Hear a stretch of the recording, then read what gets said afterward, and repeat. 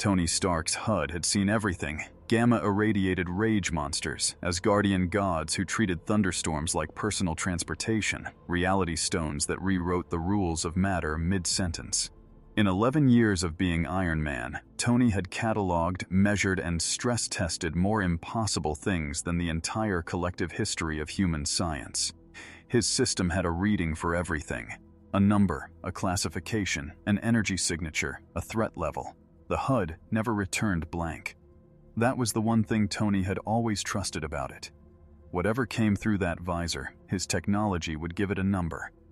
The moment the straw hat landed on the roof of the SHIELD surveillance warehouse in Red Hook, Brooklyn, the HUD returned something it had never returned before. Not a threat level, not an energy signature, not even an error code, just a question mark, blinking, patiently, like it was waiting for Tony to explain himself. The SHIELD sting operation had been running for 91 days. 91 days of surveillance, asset placement, legal architecture, and the kind of institutional patience that only organizations with bottomless budgets and no elected oversight can sustain. The target was a trafficking network so legally insulated that 3 federal prosecutors had already walked away from it with their reputations intact and their cases destroyed because the network didn't look like a trafficking network. It looked like a logistics company. It smelled like a logistics company. Its paperwork was immaculate. Its corporate structure was distributed across 6 jurisdictions, and the 17 human beings currently zip-tied to support pillars inside Warehouse 4C on the Red Hook waterfront were, according to every document the network had ever filed, not there. Director Fury had personally authorized the operation. 42 field agents, 2 air-as sets, 1 very expensive legal team on standby. The plan was airtight. The plan was perfect. The plan had not accounted for the possibility that a man in a rubber straw hat would fall through the roof at 11:47 p.m. on a Tuesday, land in a crater of his own making, look around at the armed traffickers and the zip-tied captives and the very serious SHIELD surveillance operation, and say, cheerfully with genuine curiosity, "Why does this place smell so bad?" He didn't repel. He didn't breach. He didn't use an entry point. He fell. The way something falls when it jumped from a height that would turn a normal person into a cautionary tale, and didn't think about consequences, because consequences were apparently optional. The roof accepted him with a sound that one agent on the ground, a 12-year SHIELD veteran who had survived the Battle of New York, would later describe in his incident report as like a building deciding it didn't want to be a building anymore. The crater was 6 feet wide and 18 inches deep. The structural cameras recorded the impact at approximately 47 times the force a standard 200-pound human body generates in a fall from that height. The reading held for 3 seconds. Then the structural cameras stopped working. Not damaged. They reviewed the footage later. They stopped. The way instruments stop when they encounter something they were not built to measure and have the good institutional sense to decline to try. The traffickers reacted first. Professionally, efficiently, and completely incorrectly because their training, excellent training, the kind of training that criminal organizations pay premium rates for, assumed that anything falling through their roof was either law enforcement or a rival organization, and their response protocols covered both. Draw weapons, establish crossfire angles, demand identification, achieve dominance through the credible threat of lethal force. Standard procedure. They executed it in 4 seconds, which was genuinely impressive. The man in the crater looked at the weapons pointed at him. He looked at the zip-tied people against the wall. He looked back at the weapons. His expression, captured in high definition by the one surveillance drone that was still functional, performed a shift that took exactly 1.5 seconds and that a SHIELD behavioral analyst would spend 3 days attempting to classify. It started as confusion. It moved through curiosity. It landed on something that had no clean name in any threat assessment manual, but that the analyst would eventually render as simple decision. Not anger, not heroism, not calculation, just decision. The kind that doesn't contain the word options. What happened next lasted 8 seconds. The SHIELD field team, monitoring from the secondary surveillance post across the water, watched 8 seconds of footage that would be replayed in classified briefings for the next 4 months. In those 8 seconds, an arm, a human arm belonging to the man in the crater, stretched. Not in the way that bodies stretch. in the way that rubber stretches, like the physics of biological tissue had received a memo it hadn't been expecting and decided to comply rather than argue. The arm crossed the warehouse floor, 12 feet, 15, 20, wrapped around the nearest structural support pillar with the casual certainty of something that has never been told what it isn't allowed to do, and pulled. The pillar was steel, load-bearing, rated to support 400,000 pounds. The rating was, it turned out, a suggestion. The wall came down. The zip-tied people fell forward. The armed men went backward. Outside, a shield tactical transport. Armored, 12 tons, the kind of vehicle designed to be immovable because being immovable is the point, rolled sideways from the pressure wave and came to rest on its roof like a toy that a child had knocked over in frustration. The agent inside it would file a report describing the experience as being inside a can when someone decides they want what's in the can. Handler 7, the shield analyst assigned to remote oversight, the one who had built the 91-day file on this operation, the one who would later become the human lens through which this entire story is best understood, was at her monitoring station when the structural cameras went offline. She switched to the backup drone feed. She watched the aftermath. She watched the dust settle. She watched the man in the straw hat move through the debris with the specific quality of attention he gave everything, open, cataloging, entirely present, making sure, with what appeared to be genuine methodical care, that every person who had been zip-tied was now standing before he did anything else. She watched him. She sat very still. She had a threat assessment form open on her second screen, required to be filed within 4 minutes of a field incident. The form had fields for threat classification, power source, estimated threat level, containment recommendation. She looked at the form. She looked at the drone feed. She looked at the form again. She did not type anything for 11 minutes, which was a violation of protocol. She would think about those 11 minutes for the rest of her career. The sound that started all of this, the laughter, open and warm and completely without apology, echoed through the aftermath the way sounds echo in spaces that have recently been changed irrevocably. One senior agent, standing outside in the wreckage of what had been a controlled operation, picked up his radies. "Oh." He put it down. He picked it up again. What he said, in a voice that had the particular flatness of someone who has used up their surprise allocation for the month, would be quoted in every SHIELD briefing that followed and in 17 different classified analyses over the next 8 months. "He's not a hero," he said. "He's not a villain. He's not a threat. He's a storm that only knows one direction." On the other end of the radio, someone asked what direction that was. The agent watched the straw hat disappear around a corner, laughter still audible, fading like weather moving through. "Freedom," he said. "God help us all." 3 miles away, in a Manhattan penthouse, Tony Stark's HUD refreshed for the 47th time. The question mark kept blinking. He stared at it. He had never, in 11 years, not gotten a number. He reached for his scotch. He said nothing. That was also unusual. The question mark blinked. Patient, waiting, entirely unbothered by the fact that nothing in his system knew what it was looking at. If you've ever wanted to watch the most powerful intelligence agency on the planet, the most advanced AI-powered suit of armor ever built, and a literal Norse god all try to process something that simply does not care about being processed, you're in the right place. Subscribe, drop a like, and tell me in the comments, before you even watch the rest, who do you think is the first Marvel character that actually gets through to him? Because I promise you, the answer is going to surprise you. And if you think Tony Stark's question mark was bad, wait until you see what Doctor Strange's instruments return. Wait until you see what the Sokovia Accords do when they try to register a man whose entire identity is that freedom doesn't need permission. Wait until you see what happens when the most ancient cosmic oversight system in this universe looks at Luffy, and, for the first time in 17,000 years, writes the word it has never written. Stay with me. Because this is not a who would win video. This is the story of what happens when an unstoppable force doesn't meet an immovable object. It meets an immovable idea, and ideas don't have a threat level. Let's go. The file that Handler 7 opens at 0600 the morning after Red Hook is, at first, embarrassingly thin. A name field that reads unknown. A photograph pulled from the drone footage, slightly blurred. Straw hat tilted at an angle that the imaging software keeps trying to correct because it cannot process the possibility that the tilt is intentional. A power source field that reads undetermined, which is the bureaucratic equivalent of a shrug. Physical assessment. Elastic physiology, apparently voluntary, mechanism unknown.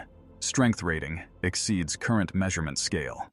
That last entry has a note attached to it from the lab team, written at 3 a.m. with the particular energy of scientists who have been awake too long and have stopped being polite about what they're finding. Our current scale tops out at Class 75. We are not saying he exceeds Class 75. We are saying our scale may need a new ceiling and we would like more funding before we decide how high. Handler 7 reads this. She staples it to the front of the file. She makes fresh coffee. She begins the work of building a profile for something that does not fit any existing profile template, which means she is, in effect, building the template first. Tony Stark does not wait for a file.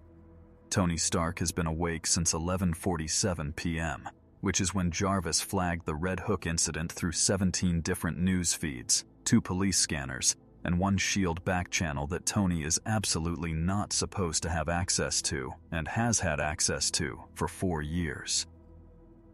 By the time Handler 7 opens her blank file, Tony has run 43 separate scans on the drone footage.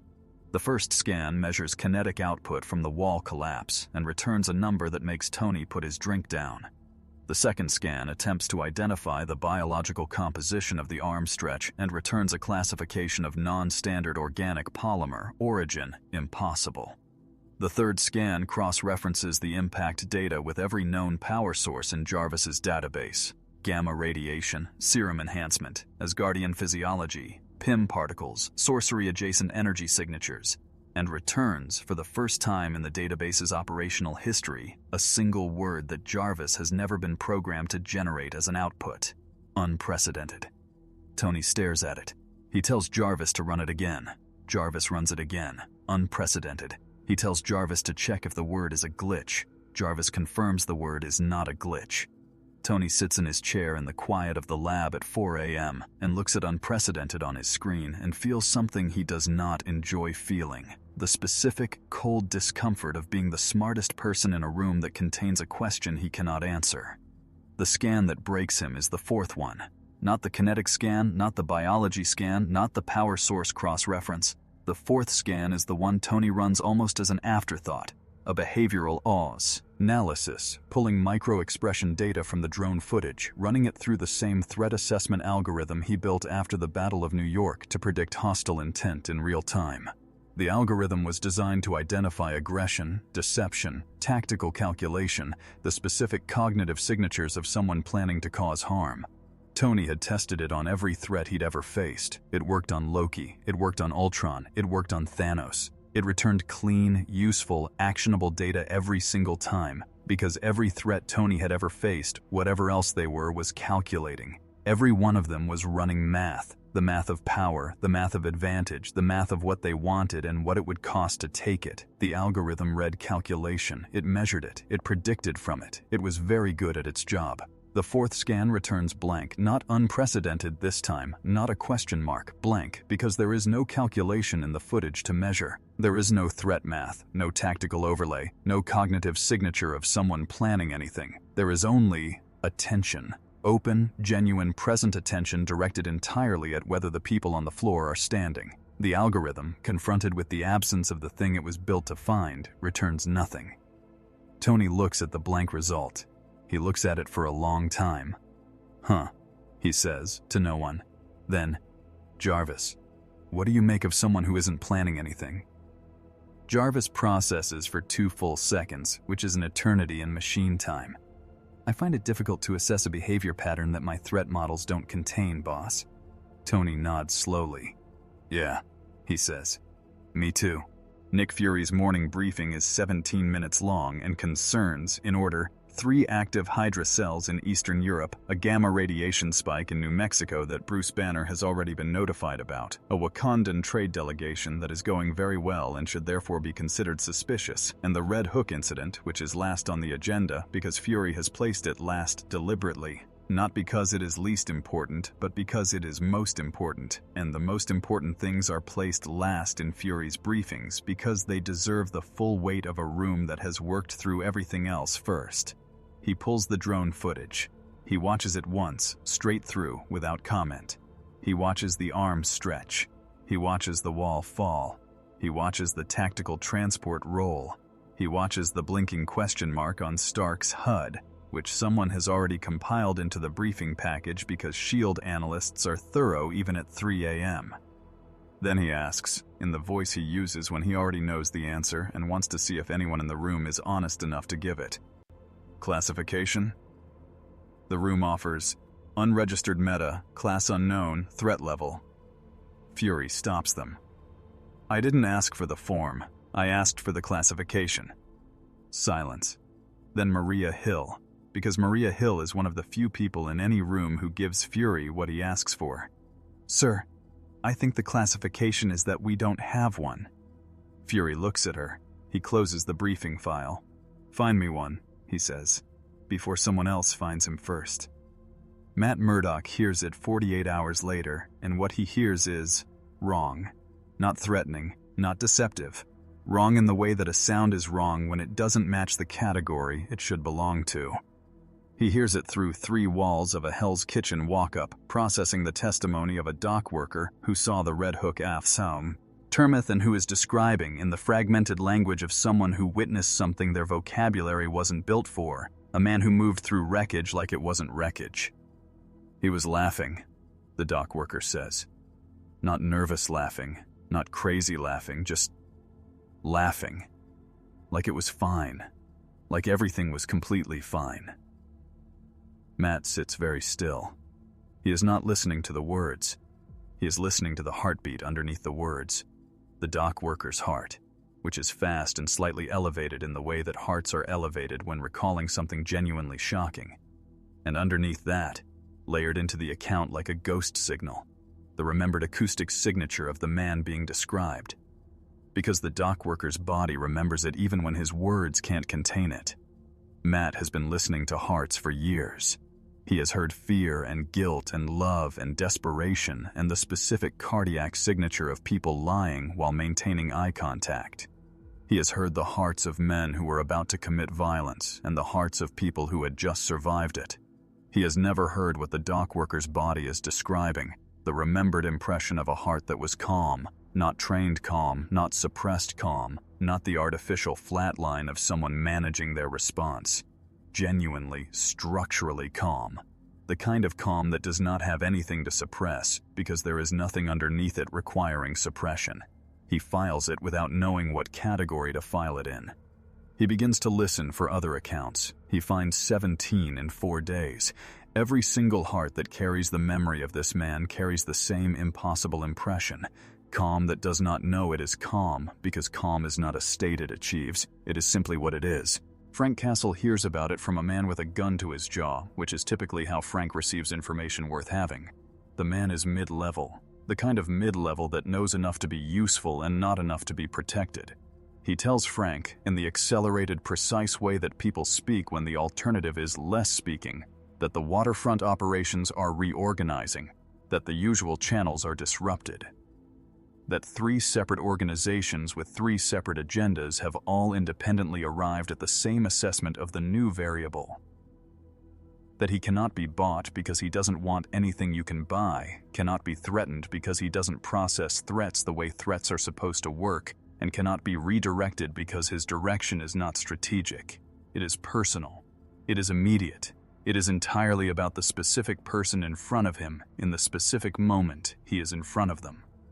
He doesn't take territory, the man says. He doesn't take money. He breaks things and leaves.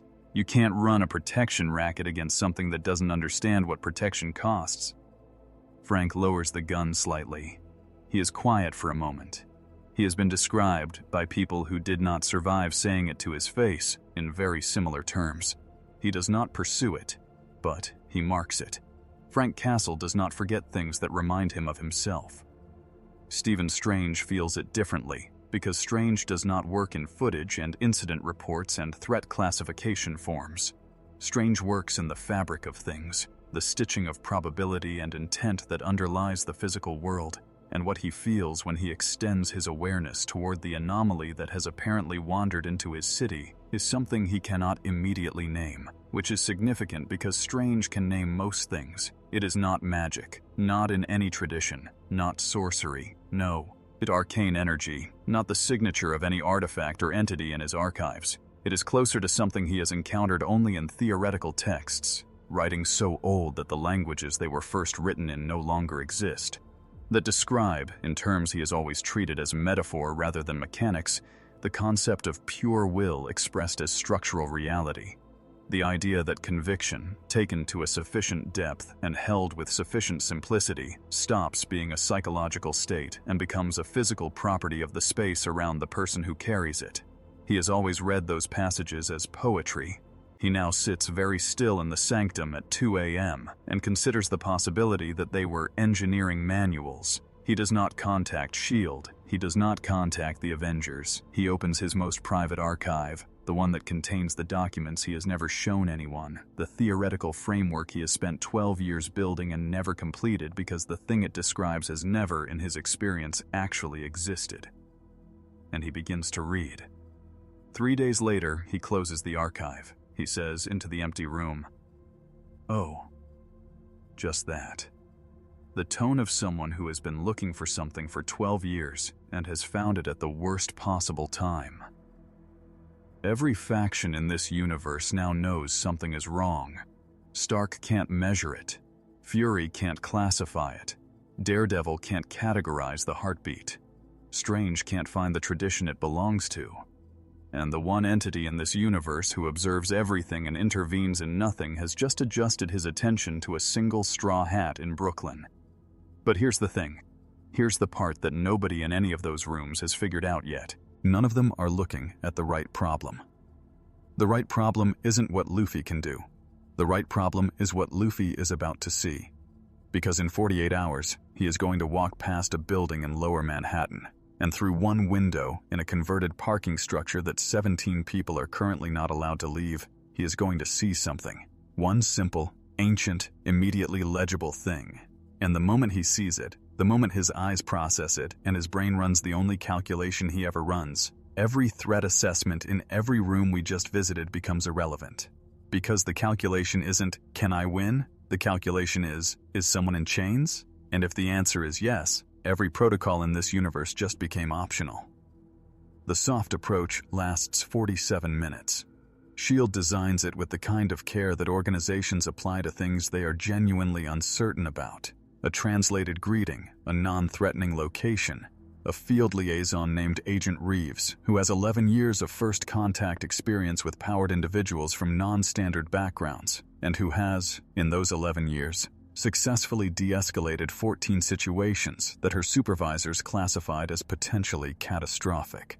She is good at her job. She finds Luffy on a Brooklyn rooftop at noon, eating what appears to be an entire rotisserie chicken acquired from a source that 3 separate investigative follow-ups will fail to identify. She introduces herself. He waves with the hand that isn't holding the chicken. She begins the approach she has prepared. Careful, translated, calibrated to communicate safety and openness. He listens with the focused attention he gives everything. He offers her chicken. She declines. He shrugs and keeps eating. And for 47 minutes, something almost like a conversation happens. Then she explains that S.H.I.E.L.D. would like to discuss his situation, and the 47 minutes end, because situation is a word that requires a shared framework to mean anything, and the framework it requires is one that Luffy does not have and cannot be loaned. He is not being difficult. Handler 7 will spend more time correcting this misunderstanding than any other single point in every debrief that follows. He is not obstructing. He is not running counterintelligence. He is not performing confusion as a negotiation tactic. He genuinely, structurally, does not have a context for what is being asked of him, because what is being asked of him is please acknowledge that your freedom is conditional on our approval. And that sentence, in the language of Luffy's entire existence, does not parse. It is not that he disagrees with it.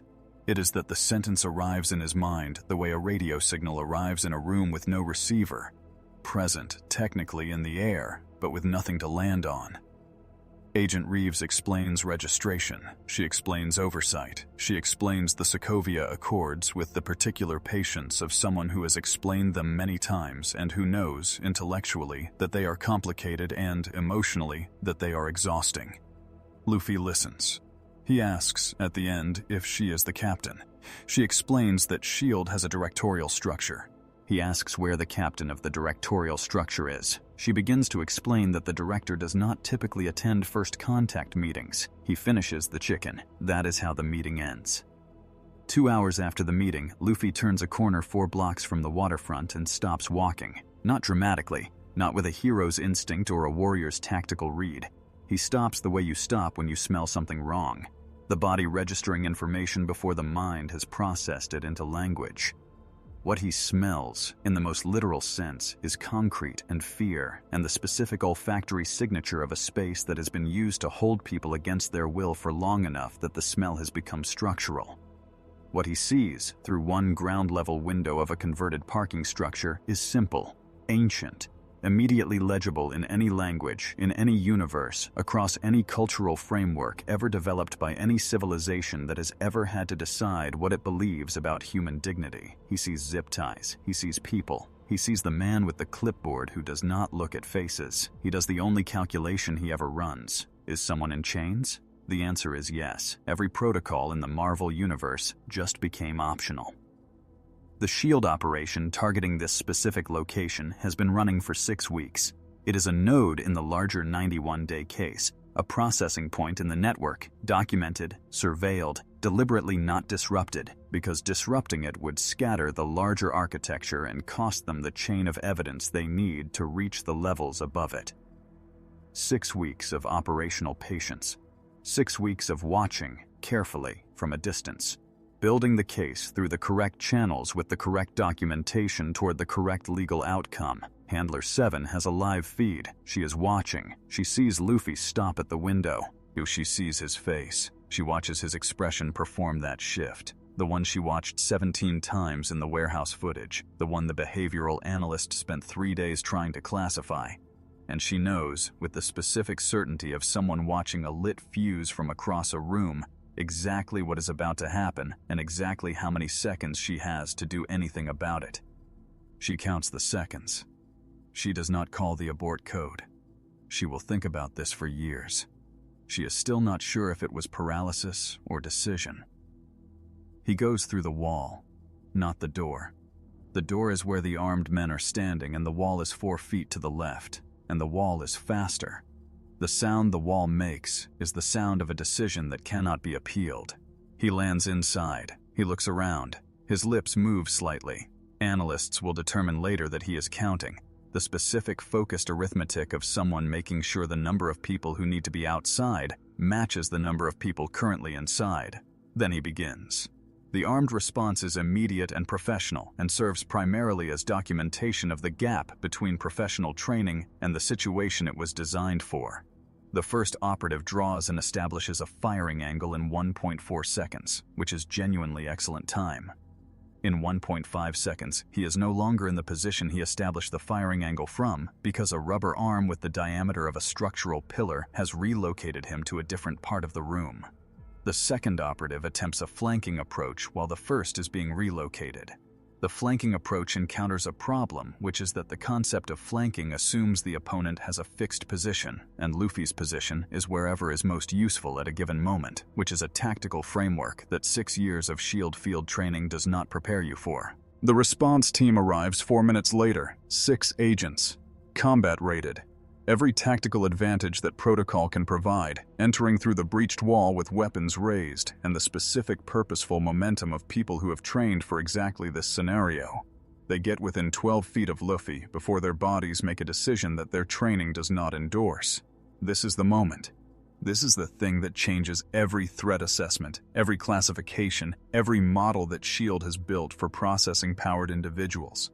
Because what happens to those 6 agents is not impact. It is not a concussive device, or a directed energy weapon, or any physical force that their instruments can measure after the fact. What happens is, gravity becomes personal. That is how the first agent describes it in his incident report. Gravity becomes personal. The air thickens to a substance that resists movement. Vision tunnels inward from the edges. Every system in the body that has been trained to assess danger overloads simultaneously, receiving a single overwhelming signal that carries no tactical information, no direction, no source, no countermeasure, just the raw, undifferentiated biological certainty that they are in the presence of something that has decided they are not a threat. And the reason they are not a threat is not because they are safe. It is because they are simply not interesting enough to be dangerous to him. 3 agents go down, not from injury. The medical assessments will confirm this with the frustrated precision of doctors who needed to find something and found nothing, but from the body's unilateral decision that remaining upright was a commitment it was no longer prepared to honor. The other 3 stay upright through what their reports will call determination, and what Handler 7 will call, in her private notes, the stubbornness of people who haven't finished accepting what they're feeling. Luffy does not look at them. He is helping someone to their feet.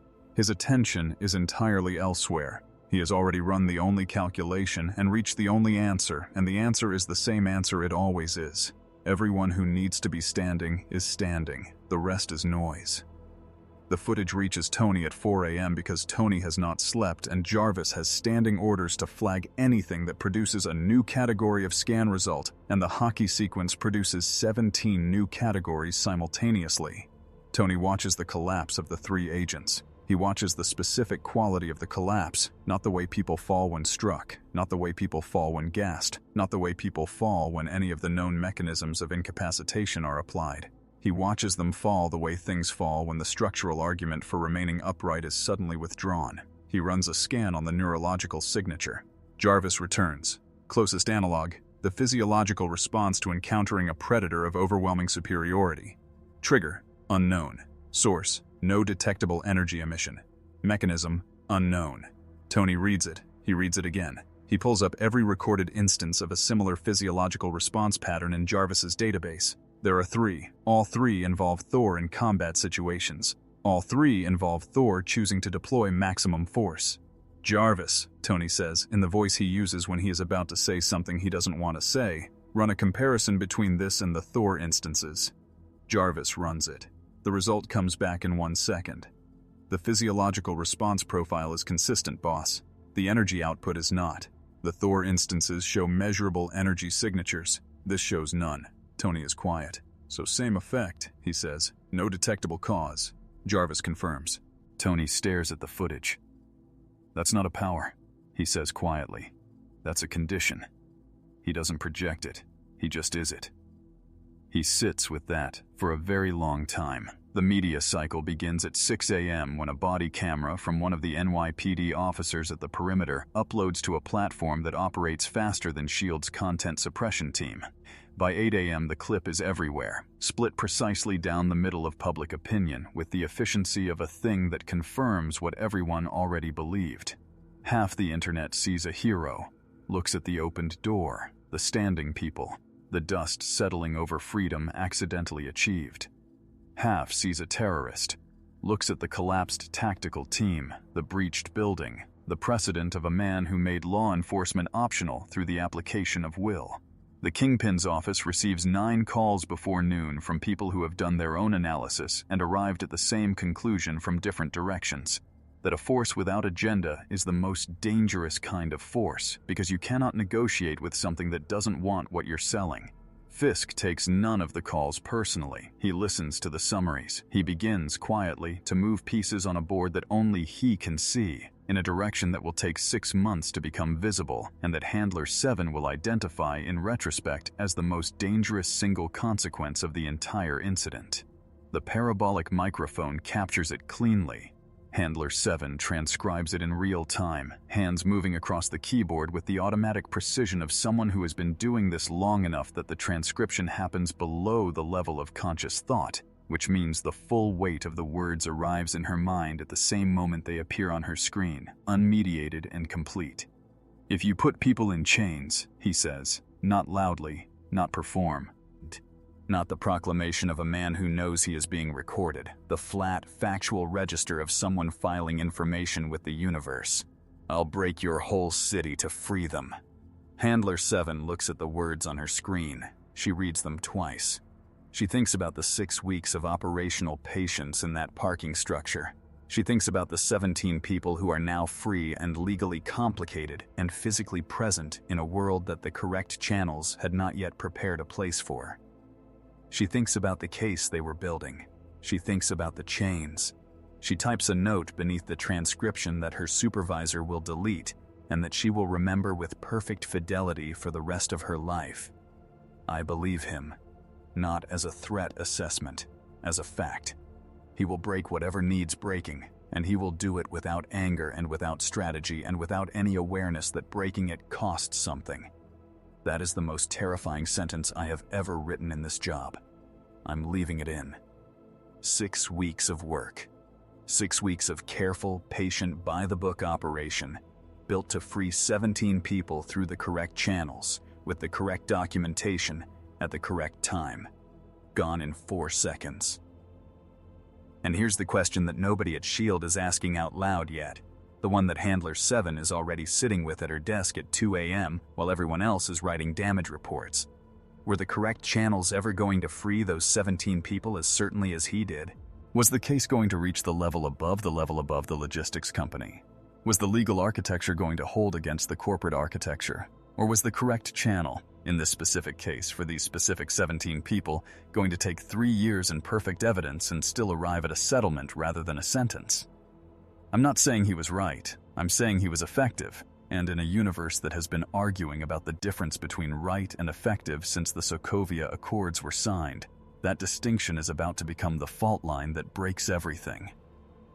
Because here's what happens next. The Avengers find out. The debate starts.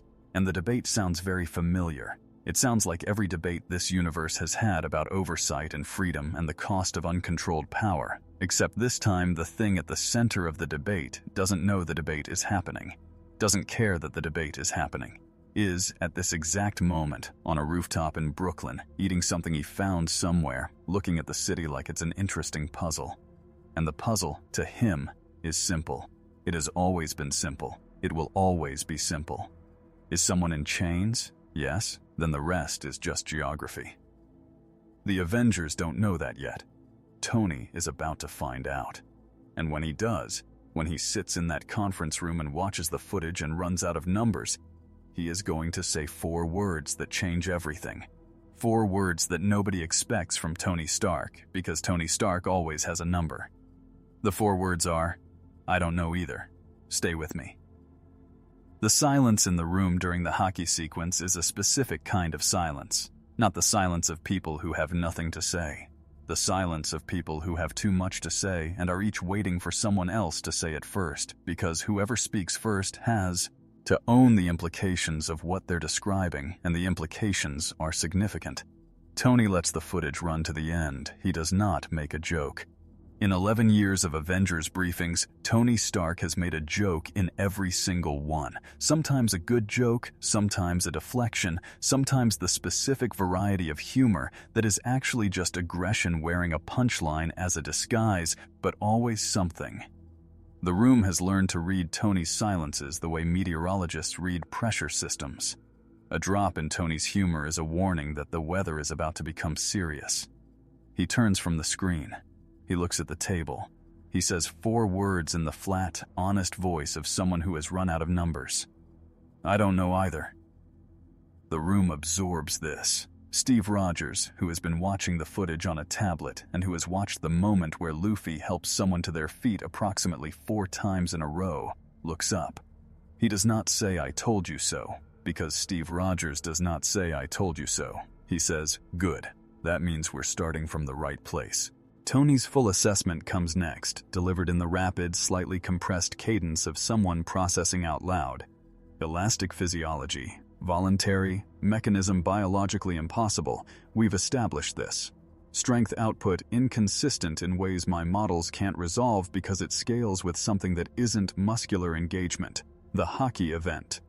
He pauses on this slightly, the pause of someone using a word they're not comfortable with because no better word exists yet. Produces physiological effects consistent with encountering a predator of overwhelming superiority, with zero detectable energy emission, meaning he doesn't project it. It's not a beam, it's not a field, it's not radiation, it's closer to... He stops. He tries again. Imagine if conviction had a physics. Imagine if caring about something hard enough became a measurable force that other people's nervous systems could detect and respond to without any mechanism we can explain. That's the closest I can get. Bruce Banner, who has more personal experience than anyone in the room with the concept of emotion expressed as physical force, says quietly, "That's actually not that far from gamma physiology." Tony looks at him. "Yeah," he says, "that's what worries me." Steve speaks second, and Steve speaks the way Steve always speaks when he has already decided something and is now informing the room rather than debating with it. "He's not evil," he says. "He's uncontrolled. That distinction matters. The way we respond to that distinction is going to define what happens next, and I mean define it permanently, not just tactically." Tony asks if Steve would like to explain that distinction to the 4 governments currently demanding a formal statement and the 2 news cycles currently running competing narratives about whether the Red Hook incident was heroism or terrorism. Steve says the distinction doesn't. It's simplified just because it becomes inconvenient. Tony says that's a very noble position that doesn't solve the problem of 17 legally complicated people and a bridge's worth of damage claims. They look at each other across the table with the particular exhaustion of 2 people who have been having the same argument since 2016 in different configurations. The argument is always about the same thing. It is always about whether the right thing and the manageable thing are the same thing, and the answer is always no, and they keep having the argument anyway because neither of them has found a better system. Natasha speaks third, which means everyone listens with the particular quality of attention reserved for the person who has been silent the longest. She has spent the entire briefing not looking at the footage. She has been looking at the people in the room watching the footage, reading the micro-expressions, the posture shifts, the specific ways that each person leans toward or away from what they're seeing. She has been, in her way, running her own scan. What she has found is not surprising. What she says is, he's a lever, and every faction in this city, government, criminal, mystic, and the ones operating at scales we don't have names for yet, is going to try to pull him. The question isn't what he does. The question is what he does when they try. Because whoever tries first, whoever shows their hand first, is going to teach him something about this universe that we cannot unteach him. The room sits with this. Strange's projection says with the calm of someone delivering a diagnosis, his will is loud. I mean that in a precise technical sense. It distorts probability in his immediate vicinity. Not dramatically, not catastrophically, but measurably. And that distortion is cumulative. The longer he is here, the more permanently the causal architecture of the city reshapes itself around him. Tony stares at him. "You're telling me he's a probability storm." Strange considers this. "I'm telling you he's a fact," he says. "And facts, in my experience, don't negotiate their terms." The Accords problem does not arrive like a confrontation. It arrives like water, finding the existing cracks, expanding them, applying the patient pressure of something that does not need to hurry because the cracks were always there. Within 72 hours of the parking structure footage going viral, 3 separate anti-registration groups operating in 3 separate cities independently arrive at the same idea, because it is the obvious idea, because sometimes the political argument you have been making for 2 years simply walks into the world wearing a straw hat and makes itself. Luffy becomes a symbol without knowing he is a symbol. He becomes a cause without joining one. He becomes the argument made flesh, the living, breathing, chicken-eating proof that the Accord's fundamental premise is a story rather than a law. The premise is this: powered individuals are dangerous, and danger requires management, and management requires oversight, and oversight requires that the thing being overseen accepts the legitimacy of the overseer. Luffy does not accept this. Not defiantly, not ideologically. He simply does not process it as a real constraint. the way a river does not process a line on a map as a real bank. And the movement that has been arguing against the Accords on principled grounds finds, suddenly, that its membership is tripling because nothing converts an abstract argument into a physical one, like a viral clip of 6 operatives discovering that their protocols are optional. Wilson Fisk's response is elegant and therefore more dangerous than anything a less intelligent man would attempt. Fisk has built an empire on a single principle. Every variable can be managed if you understand it correctly, and understanding it correctly means identifying what it wants and what it fears, because want and fear are the 2 handles of every lever. He watches the footage. He watches it again. He assembles his analysts and he asks them, in the quiet voice he uses when the question matters most, what does he want? The analysts confer. They return with an answer that creates a problem. He wants people to not be in chains. Fisk receives this. And what does he fear? The analysts confer again. They return with the answer that creates a worse problem. We can't find one. Fisk is quiet for a very long time. He looks at the protest footage. He looks at the parking structure clip. He looks at the specific quality of the hockey collapse. 6 trained operatives, not physically struck, simply stopped. And he arrives at a conclusion that is simultaneously a concession and a strategy. He cannot control Luffy. He cannot threaten Luffy. He cannot redirect Luffy. But Luffy is directional. He moves toward chains and breaks them, consistently, immediately, without deviation. And Fisk, who has never in his professional life been unable to use a directional force, begins the quiet, invisible work of making sure that the chains Luffy finds are the ones Fisk wants broken. He moves his operations. Everything that looks like captivity gets new paperwork, new vocabulary, the language of employment and voluntary contract and mutual benefit. His rivals' operations are left exactly as they are. He does not touch them. He simply makes sure they remain visible. He waits. He is very good at waiting. Hydra's response is faster and less elegant, because Hydra has always preferred the direct approach, and because directness is what you choose when sophistication exceeds your operational patience. The internal cable that circulates through Hydra's remaining cells describes Luffy in 3 words: asset, liability, opportunity. And the plan that emerges from those 3 words is exactly the plan you would design if you had never encountered someone whose self-interest consisted entirely of the freedom of others. The plan requires Luffy to be manipulable. The plan requires a lever. The plan is being designed by people who have not yet received the memo. The one Fisk's analysts delivered and that Fisk absorbed in silence, that there is no lever, that the self-interest is too pure and too simple to provide a grip. You cannot manipulate a compass by appealing to its ambition. You cannot redirect a storm by offering it territory. But Hydra does not know this yet. Hydra is building the maze. And Luffy, somewhere in Brooklyn, eating something he found, is about to walk through every wall of the maze without noticing it was a maze, which is the specific variety of outcome that Hydra's operational history has never successfully prepared for. On the ground, something is splitting.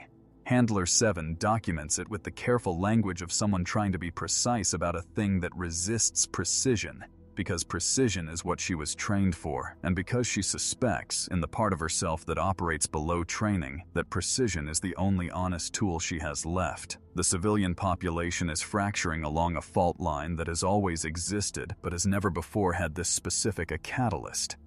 On one side, the people for whom Marvel's managed heroism has functioned as protection. People with addresses, insurance, something to lose when a building falls.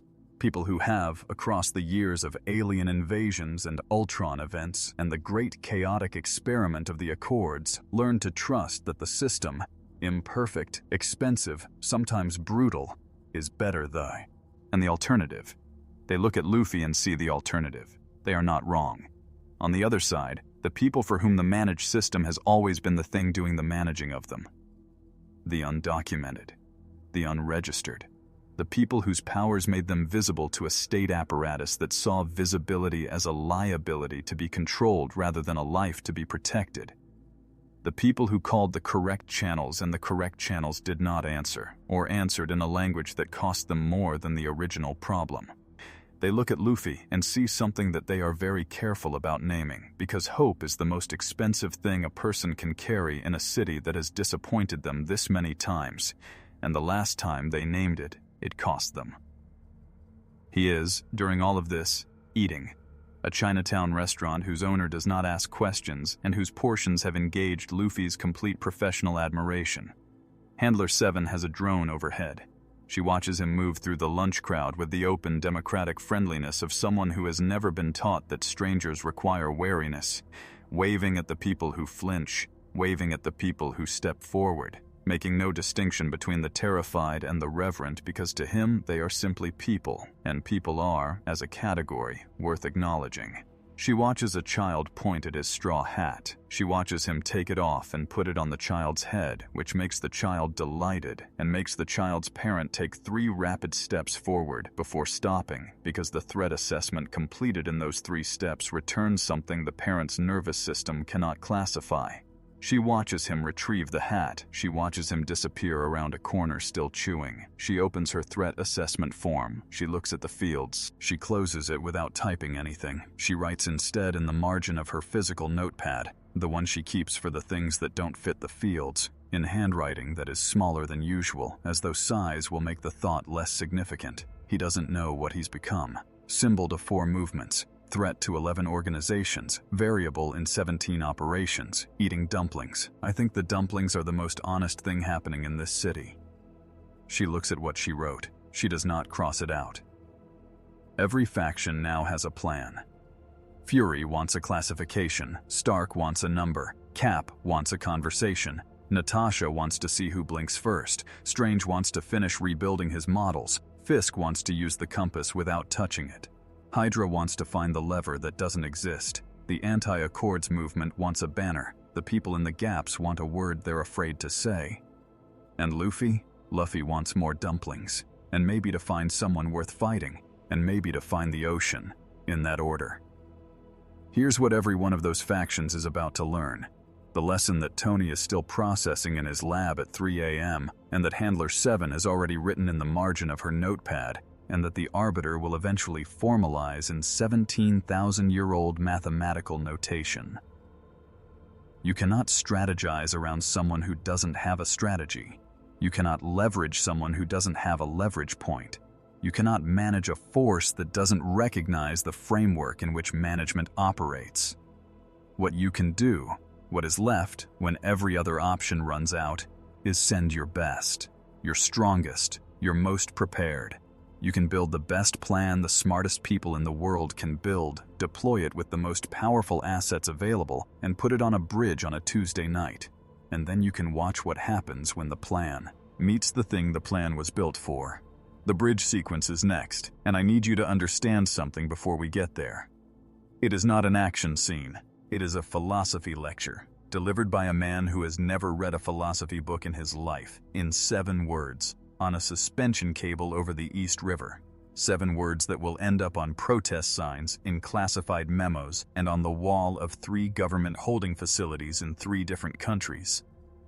Tony sends Thor. Strange sends the SEALs. S.H.I.E.L.D. sends everything it has. It isn't enough. And the reason it isn't enough is the most important thing this story has to say. Stay with me. The authorization comes down on a Tuesday. Handler 7 is in the middle of filing her weekly threat assessment, a document that has, over 3 weeks, grown from a standard 4-page summary into something approaching a philosophical crisis formatted as bureaucratic prose. When the Level 7 alert lands in her queue, she reads it twice. The language is clean and completely certain of itself, the way language always is when the people writing it are not the people who will be in the room when it lands. All soft approach directives suspended, containment authorized, full asset deployment. She reads the asset list, Stark-derived restraint technology, Doctor Strange's containment architecture, Thor as primary deterrent. She closes the alert, she opens it again. She thinks about the footage of the hockey sequence, the 3 agents going down, the specific quality of the collapse. The way Luffy didn't look at them because he was already doing something more important. She thinks about the 6-week operation, and the parking structure, and the 17 people, and the dumplings. She picks up her field kit. Whatever is about to happen on that bridge, she has decided she needs to see it with her own eyes rather than through a drone feed. That decision, she will reflect on for years, is the one that changes everything she thinks she knows about the difference between data and truth. The plan is good. Handler 7 gives this assessment honestly in every debrief that follows, because she is not interested in rewriting history to protect anyone's institutional dignity, including her own. The plan is genuinely, rigorously, impressively good. Stark's adaptive polymer restraints are the product of 3 weeks of material engineering specifically targeted at Luffy's physiology. Alloys that respond to deformation by tightening, designed at the molecular level to counter the elastis. This property that makes conventional restraints meaningless against him. Strange's containment seals operate on the level of intent rather than physical space. Layered mystic architecture designed to suppress the will signature, the pressure field, the thing the Mystic Division has been calling hockey, because they needed a word, and that was the word in the file. And Thor, because Thor is what you deploy when everything else is redundancy, and the redundancy needs a face and a 4,000-year resume. 3 independent systems, redundant failsafes, the best that the most powerful organization on Earth can assemble on 3 weeks' notice, and the combined intelligence of the people around Tony Stark's conference table. It is a good plan. Handler 7 believes it is a good plan right up until the moment she is standing on the bridge walkway at 0338 and feels the air change. And then she believes it is a good plan the way you believe a beautiful building is structurally sound right before the ground moves. They find him exactly where S.H.I.E.L.'s overnight grid search placed him, sitting on the upper suspension cable of the Manhattan Bridge, legs dangling over a drop that would reduce a normal person to physics and regret, eating something he is holding in both hands with the focused professional attention he gives all food. The position alone is a tactical problem, because the position assumes that gravity is a system Luffy has opted into, and everything S.H.I.E.L.D. has documented over 3 weeks suggests that his relationship with systems he hasn't chosen is casual at best. Thor lands 20 feet away on the cable with the controlled impact of someone who has spent centuries learning to modulate entrances. Enough presence to communicate seriousness, not enough force to communicate aggression. The cable vibrates. The river below receives the vibration in quiet, spreading rings. Luffy looks up from his food. His face does what it always does when it encounters something new and impressively large. It opens completely, like a door with no lock, no hesitation, no defensive architecture. "You're huge," he says, with the pure, uncomplicated admiration of a man who considers being huge a genuine achievement worth acknowledging. "And your hammer is great. Can I see it?" Thor, who has delivered this speech to 7 different entities across 9 realms, and who has developed a finely calibrated instinct for what he is actually standing next to, grips Mjolnir slightly tighter.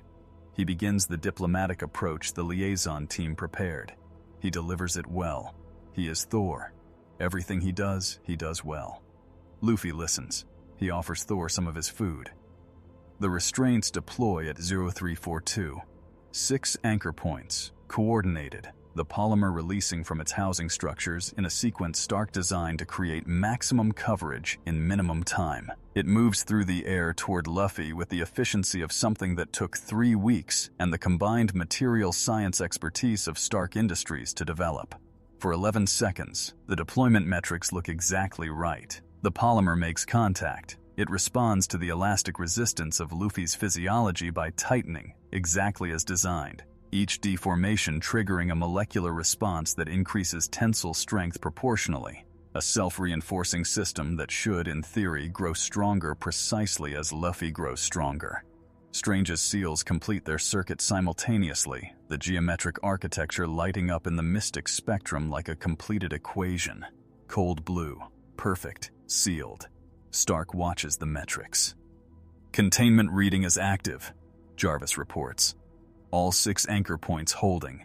Mystic seals able." Stark nods. He does not relax.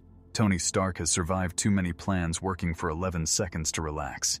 But he lets himself breathe once, at depth, the specific breath of someone who has been holding it without noticing. For 11 seconds, the plan works. Then Luffy looks down at his arms. The expression on his face, captured in high definition by 3 separate surveillance systems and watched by Handler 7 in real time from the walkway below, is one she will spend 3 weeks trying to describe accurately in her report. She will draft 7 versions. She will discard 6. The seventh will read, not anger, not alarm, not the expression of someone who has encountered a threat, closer to the expression of someone who has found something mildly interesting and has already decided what to do about it. The decision appears to precede the understanding. The understanding appears to be optional. She watches his face. She watches the decision arrive. She feels the air change.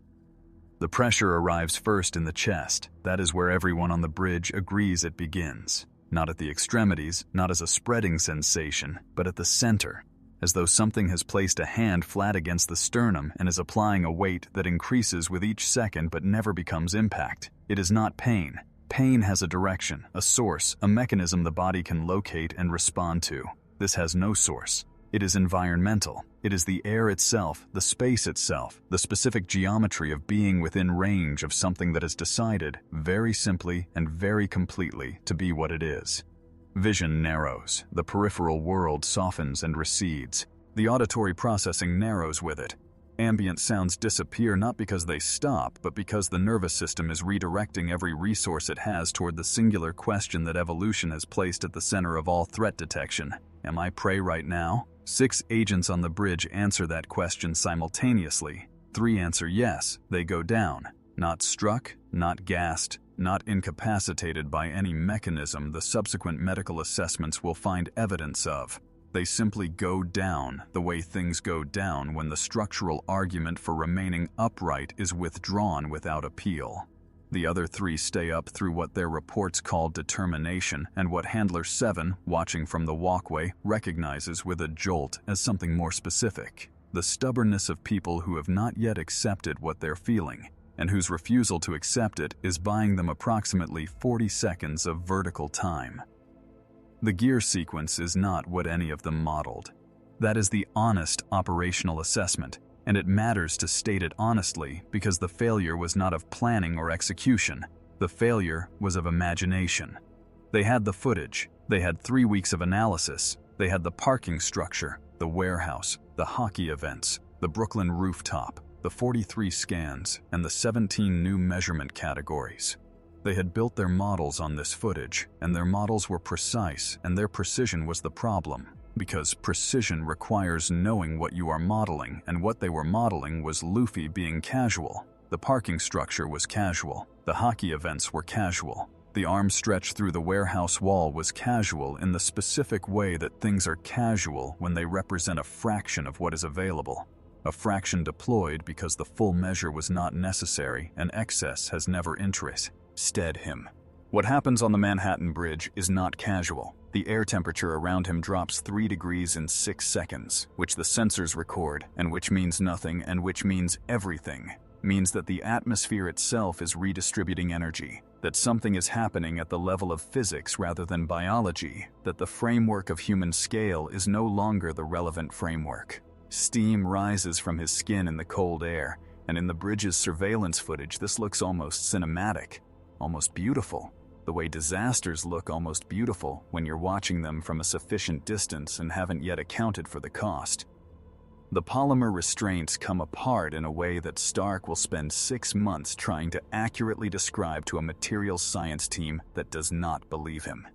Not broken, come apart, distributed, cellular, as though every molecular bond in the material receives simultaneously the information that the structure is no longer relevant. Not overpowered, deprecated, like software receiving a patch that removes the function it was built around. Strange's seals fracture along lines he did not know existed in his own architecture, pressure finding paths through the mystic geometry that his models said were closed because his models assumed the pressure would behave like a force seeking the path of least resistance. And what it actually behaves like is a force that does not recognize the concept of resistance as binding. He watches his own seals dissolve from the sanctum, and the expression on his face, projected holographically to Stark's monitoring station, captured in the surveillance log, is one that his colleagues will discuss for months. It is not fear. It is the expression of an architect watching a building he designed prove a structural principle he didn't know he'd violated. It is the expression of someone learning something. "Tony," Strange says into the communication channel, in a voice that is completely level and therefore more alarming than any elevated register would be. The seals are reading his will as a load-bearing element of the architecture. They're not containing it, they're incorporating it. A pause. I don't know what that means yet. Another pause, shorter. I will. The impact connects. Handler 7 watches it connect from the bridge walkway below, and the world confirms the connection. The shockwave radiating across the water's surface in perfect geometric rings.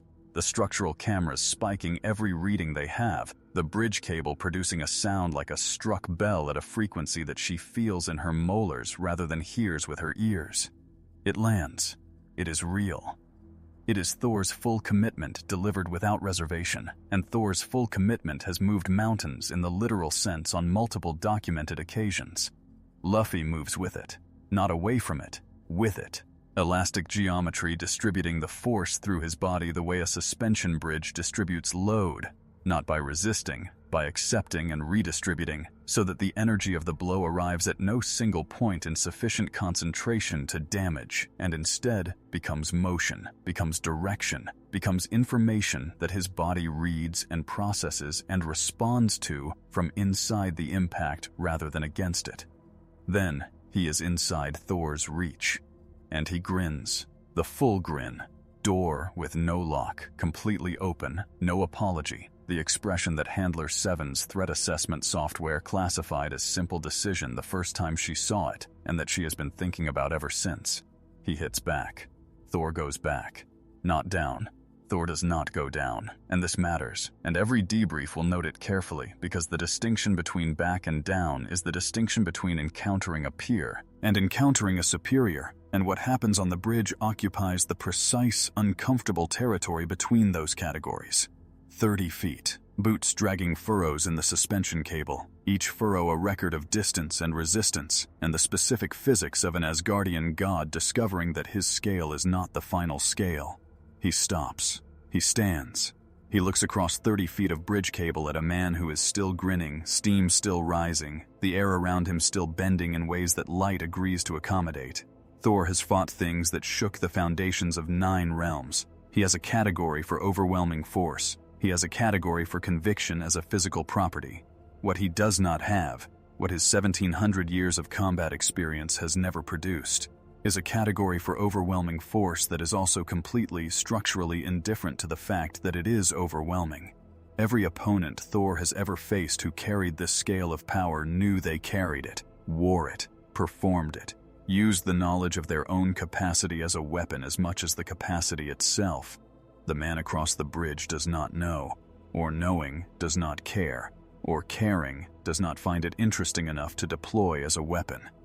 Thor looks at him across 30 feet of cable. Something in his expression shifts. Not defeat, not submission, but the specific recalibration of something very old that has just encountered a new data point. He stands very still. He breathes. He looks at the restraints, dissolved. He looks at the seals, fractured. He looks at the 3 agents on the ground, the 3 still standing, Thor 30 feet back with the furrows behind him. He looks at Handler 7, directly, specifically, finding her in the crowd with the compass needle certainty he brings to everything, as though she specifically is the one who needs to hear this. She is not expecting to be found. She is not expecting the eye contact. She is not expecting the quality of attention, the open, unhurried, completely present attention that carries no threat and no performance and no awareness of itself as significant. He holds it for 2 seconds. She does not look away. Then he speaks, not loudly, not performed. The flat, honest register of someone filing information with the universe, making sure the record is complete before moving on. 7 words. The words arrive in the night air of the Manhattan Bridge at 0411, and they are received by every surveillance system, every body camera, every parabolic microphone in a half-mile radius, and they are received also by Handler 7's body, which processes them before her mind does, which understands them before her training does, which knows, with the specific pre-linguistic certainty of a thing that has been true for longer than language has existed to say it, that these words are not a threat and not a promise and not a declaration. They are a fact.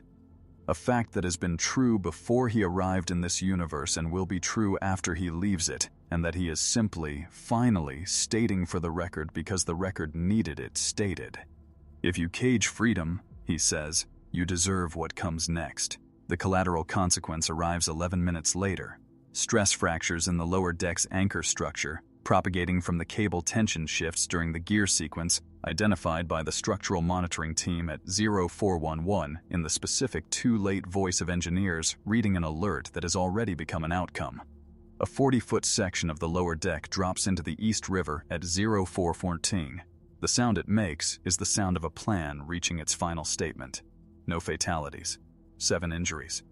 One of the injured is an agent who is maintaining a perimeter position that the Operación plan specified as safe based on every calculation made, based on every scan run, every model built, every 3-week architecture of careful preparation, and which was safe, precisely and completely, right up until the moment it was not. His name is in the report. Handler 7 knows his name. She will think about it every time she watches the bridge footage for the rest of her life. Not with guilt. She was not the one who placed him there, but with the specific weight of someone who understands that the gap between the plan said safe and safe is a gap that has a human being in it, and that the gap was always there, and that the plan did not acknowledge it, and that this is what plans do. Tony stares at the screens. He has not spoken in 4 minutes, which Jarvis has logged as the longest uninterrupted silence in Tony Stark's operational history, including the time in the cave. He is not processing tactics. He is not running options. He is doing something that Tony Stark does rarely and privately and never admits to. He is simply sitting with something he cannot fix, which is the specific emotional experience that his entire professional life has been constructed to prevent. He watched the seals dissolve. He watched the restraints deprecated. He watched Thor go back 30 feet and recalibrate. He watched his best plan, the smartest plan his smartest self could build, run through 11 seconds of success and then run out of plan. He looks at the 7 words on the transcription feed. He reads them twice. He picks up his scotch. He puts it down without drinking. He says to Jarvis, in the voice he reserves for conclusions he does not enjoy arriving at, "Log it." Jarvis, "Log what, boss?" Tony looks at the screen, at the question mark, at 17 question marks, all blinking. "Log that we tried everything," he says. "And log what everything got us." Jarvis logs it. The question marks keep blinking, patient, unbothered, waiting. The 7 words are everywhere by morning, not through a leak. Through the 7 body cameras and 3 civilian phones and 1 SHIELD analyst who made a decision about public record that will cost them their clearance and that they will not regret. The 7 words appear on platforms, in comment sections, in group chats, in the margins of 2 separate congressional staffers' notes during a hearing about something completely unrelated. They appear on a sign outside the SHIELD field office in Lower Manhattan by 0900, printed in block letters by someone who worked quickly. They appear in a classified memo from General Ross to 4 different oversight committees, quoted as evidence of the destabilizing rhetoric of unregistered autonomous actors, which is the bureaucratic language for, "This sentence is causing me a problem and I need someone to manage it." The sentence does not want to be managed. Sentences that are true rarely do. Handler 7 sees it on the sign outside the field office when she walks past at 0930, still wearing her field kit, still processing the bridge. She reads it. She thinks about the 2 seconds of eye contact on the cable. She thinks about being found in a crowd with compass needle certainty. She walks past the sign. She goes inside. She begins writing the report that will take her 6 weeks and 214 pages to complete. She begins with the words that will end up being the most quoted sentence in the document, the first honest sentence she has written since the chicken on the Brooklyn rooftop. She types, "The plan was good. The plan was not enough. These 2 things are both true, and the distance between them is the size of everything we don't know yet." 7 words. That's all it took. Not a manifesto, not an ideology, not the carefully constructed philosophical framework of someone who has spent years building an argument against managed heroism. 7 words from a man who has never read a political theory text in his life. 7 words that a S.H.I.E.L.D. transcription system captured, and that a body camera broadcast, and that the internet received and distributed with the specific velocity of things that are true and therefore travel faster than the things built to stop them. The bridge section took 6 months to repair. The 7 words have not been repaired. They are still out there, on signs, in memos, on walls. And here is the thing that Tony is sitting with at 4 a.m., and that Handler 7 is typing at 09:30, and that Strange is working through in the sanctum, and that Thor is processing in the specific slow way of something very old, encountering a new category. He didn't say those words to win. He didn't say them as a battle cry.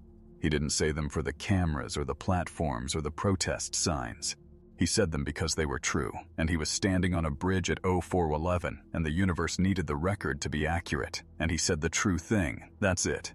That's the whole terrifying, magnificent, irreducible reason those 7 words have the weight they have.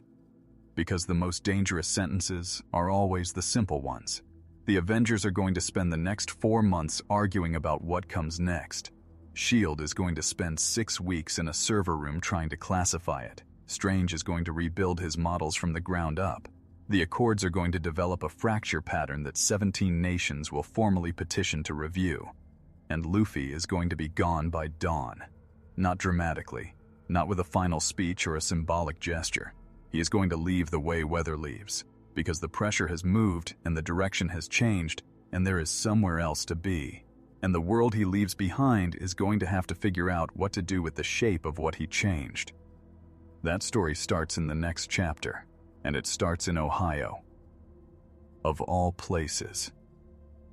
He is gone by 04:52. Not dramatically. No final speech. No symbolic exit. No moment staged for the 17 cameras that S.H.I.E.L.D. has trained on every exit from Lower Manhattan by 0500. He simply leaves, the way weather leaves, the way a pressure system moves when it has finished being wherever it was and the direction has changed, and staying would require a reason, and he does not collect reasons to stay. One moment the sensors have him. Thermal signature, seismic micro-vibrations from his footfalls, Strange's will signature tracker that has been recalibrated 4 times this week and that has finally achieved something approaching consistent readings. Then the readings drop. Not gradually, not in the way that signals decay. Distance reducing amplitude, interference increasing noise, the sus, low statistical drift of something moving out of range. They simply stop, the way a sentence stops when it has finished saying what it came to say. Handler 7 is at her station when the readings drop. She stares at the blank monitor for a long time. She has the specific feeling of someone who has been bracing for an impact that has been redirected somewhere she cannot see, and she does not know yet if that is better or worse than the impact landing where she expected it. She opens her report form. She stares at the blank fields. She begins to type. The report will take her 6 weeks and 214 pages to complete. She begins with the sentence that will end up being the most quoted line in the document. The plan was good. The plan was not enough. These 2 things are both true, and the distance between them is the size of everything we don't know yet. The world that Luffy leaves behind is the same world, technically. The buildings are mostly standing, the institutions are intact, the Avengers still exist, S.H.I.E.L.D. still exists, the Accords are still law, still contested, still the structural wound that keeps getting dressed without getting healed. And everything is, in the institutional sense, continuing. But there is a word for what has happened to the consensus that makes institutions function, and the word is not damage. Damage can be repaired. The word is revelation. What Luffy has revealed, and this is what Handler 7's report will spend 40 pages trying to articulate and what 3 policy analysts will spend the next 2 years trying to argue around, is not a flaw in the system. It is the system.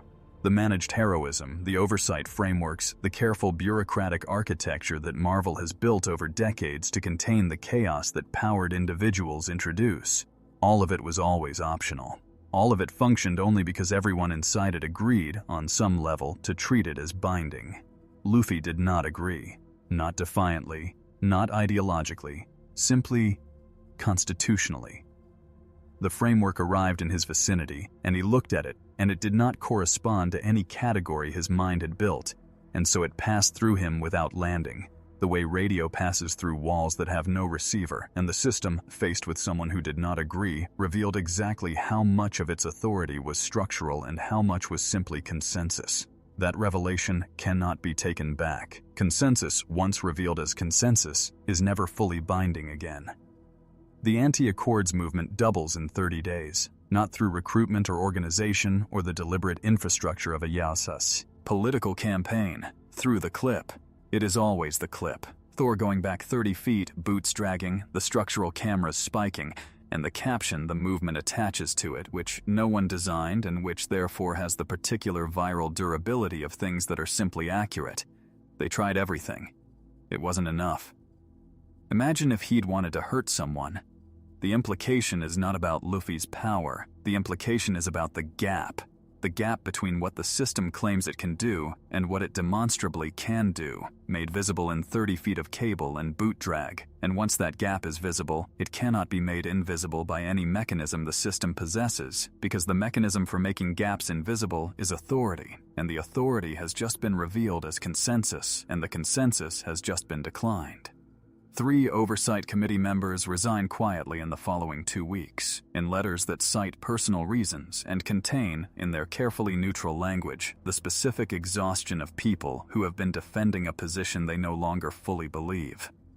14 registered powered individuals file for deregistration through legal mechanisms that technically do not exist, which forces the creation of legal mechanisms that technically do not exist, which is itself a fracture because frameworks that must be expanded to process what they didn't anticipate have admitted that their original shape was wrong.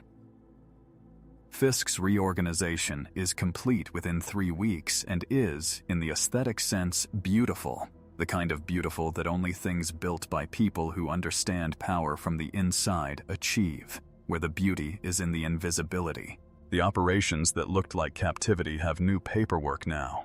New vocabulary. The chains are in the contract language, in the employment structure, in the vocabulary of mutual benefit and voluntary agreement, which is the language that the correct channels have the most difficulty processing, because the correct channels require evidence, and evidence requires the thing being hidden to not be hidden, and invisible chains, in Fisk's lifetime of experience, are the only chains that last. He does not celebrate. Fisk does not celebrate outcomes he predicted. Celebration implies surprise, and surprise implies insufficient preparation, and insufficient preparation is the one failure he does not forgive in himself.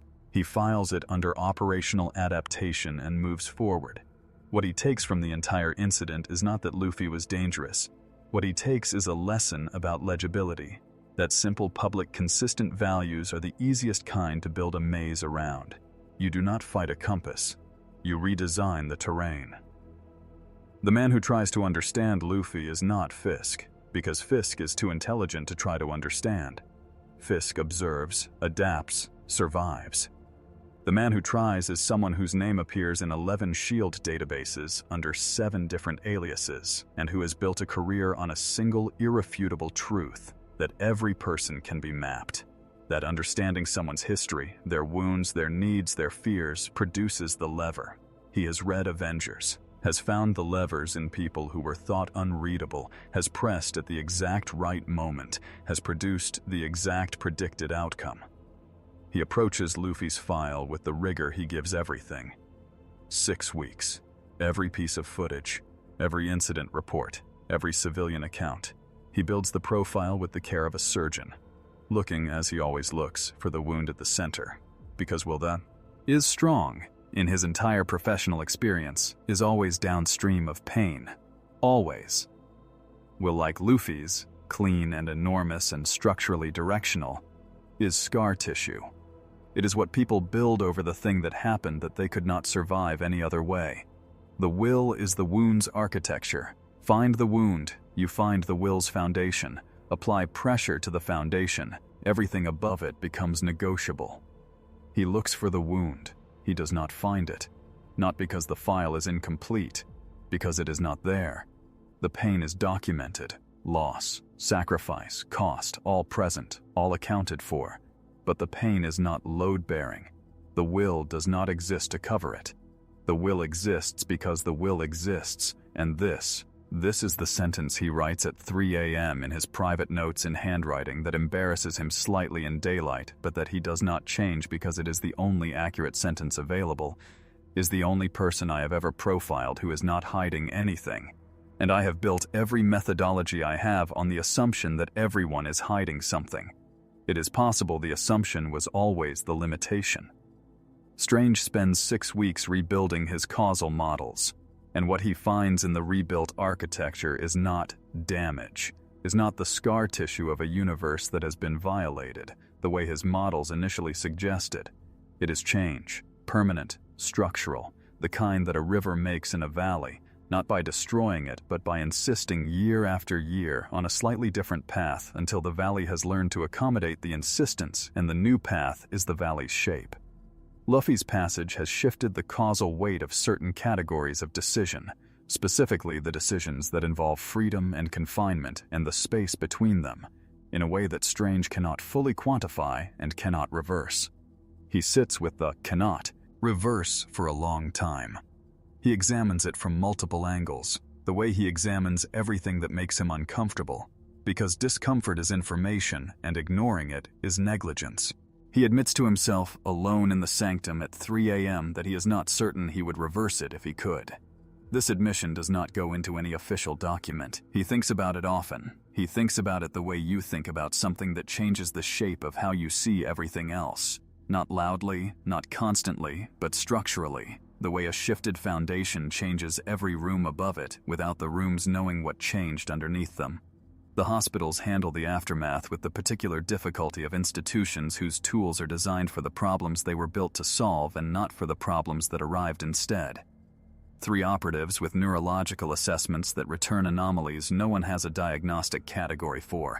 The Mystic Division consults, confirms the anomalies are related to the hockey exposure, confirms there is no treatment protocol because there has never been a case before this one.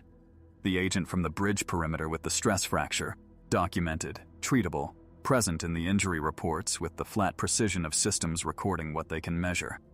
And the parking structure survivors who are physically free and psychologically somewhere much more complicated, in the specific way that freedom is complicated when it arrives all at once without preparation, when the chains come off and the world that was supposed to be on the other side of the chains is not the world that was promised.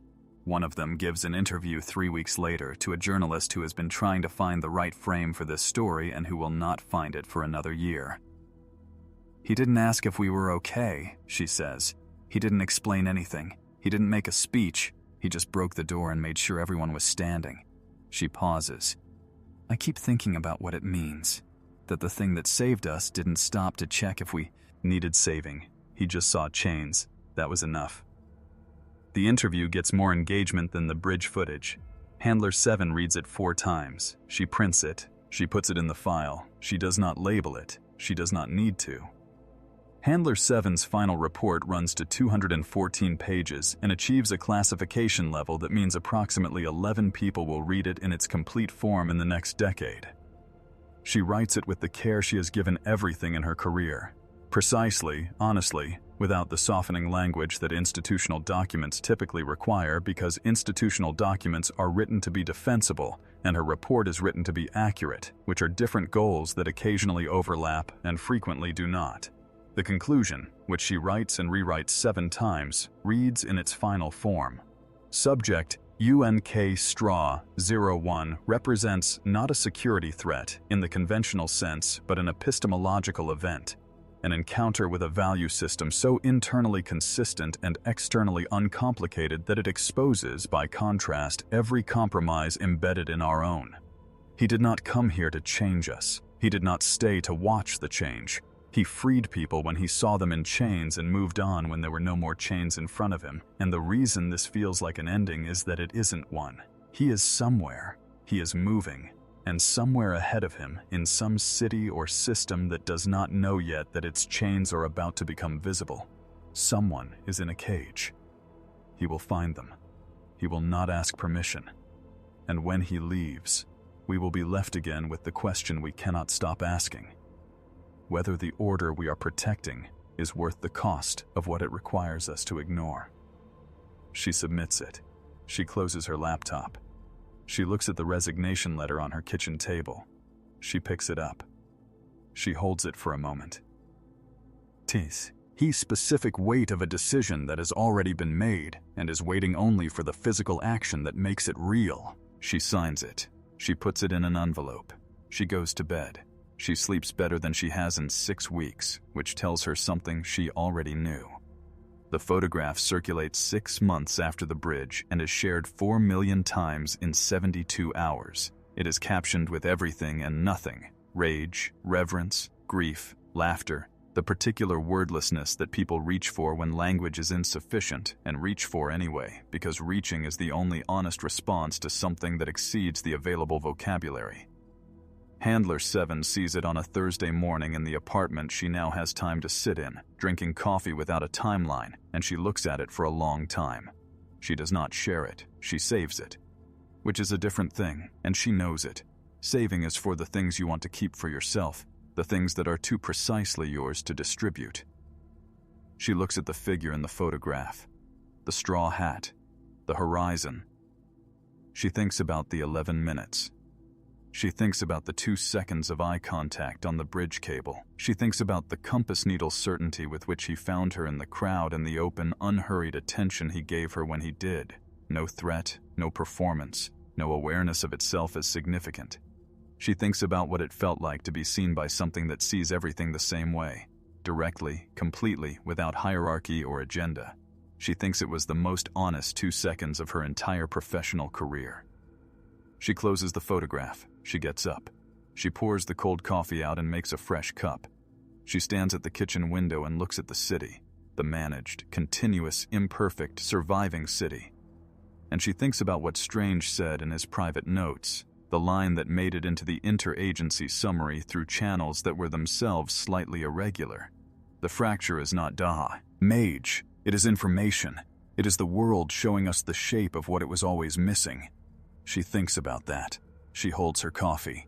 The city continues below her, in all its managed complexity, full of chains that are visible and chains that are not, full of people who know the difference and people who are the difference, full of the specific ongoing argument between freedom and order that has no final answer and no final victor, and that is, in the end, the only argument that has ever actually mattered. She watches it. She thinks, he passed through. The passing through was enough. She does not know if that is a comfort or a warning. She decides on a Thursday morning with fresh coffee and no timeline that it might be both, that it is almost certainly both, and that both is the most honest answer available, which means it is the only answer she is interested in. This is where the story ends. Not with a victory, not with a defeat, with a photograph on a platform and a resignation letter in an envelope and a city living in the shape of what passed through it. And the question, Handler 7's question, the one she never officially filed and never stopped carrying, is yours now. Was Luffy a hero Marvel needed? Or was he the proof that Marvel's order was always quietly a kind of cage, and the cage was always going to meet eventually the man who doesn't see bars as real? I want you to think about that. Not the power scaling answer, not the who wins in a fight answer, the actual answer, the one that requires you to look at the system you trust and ask what it costs and who is paying.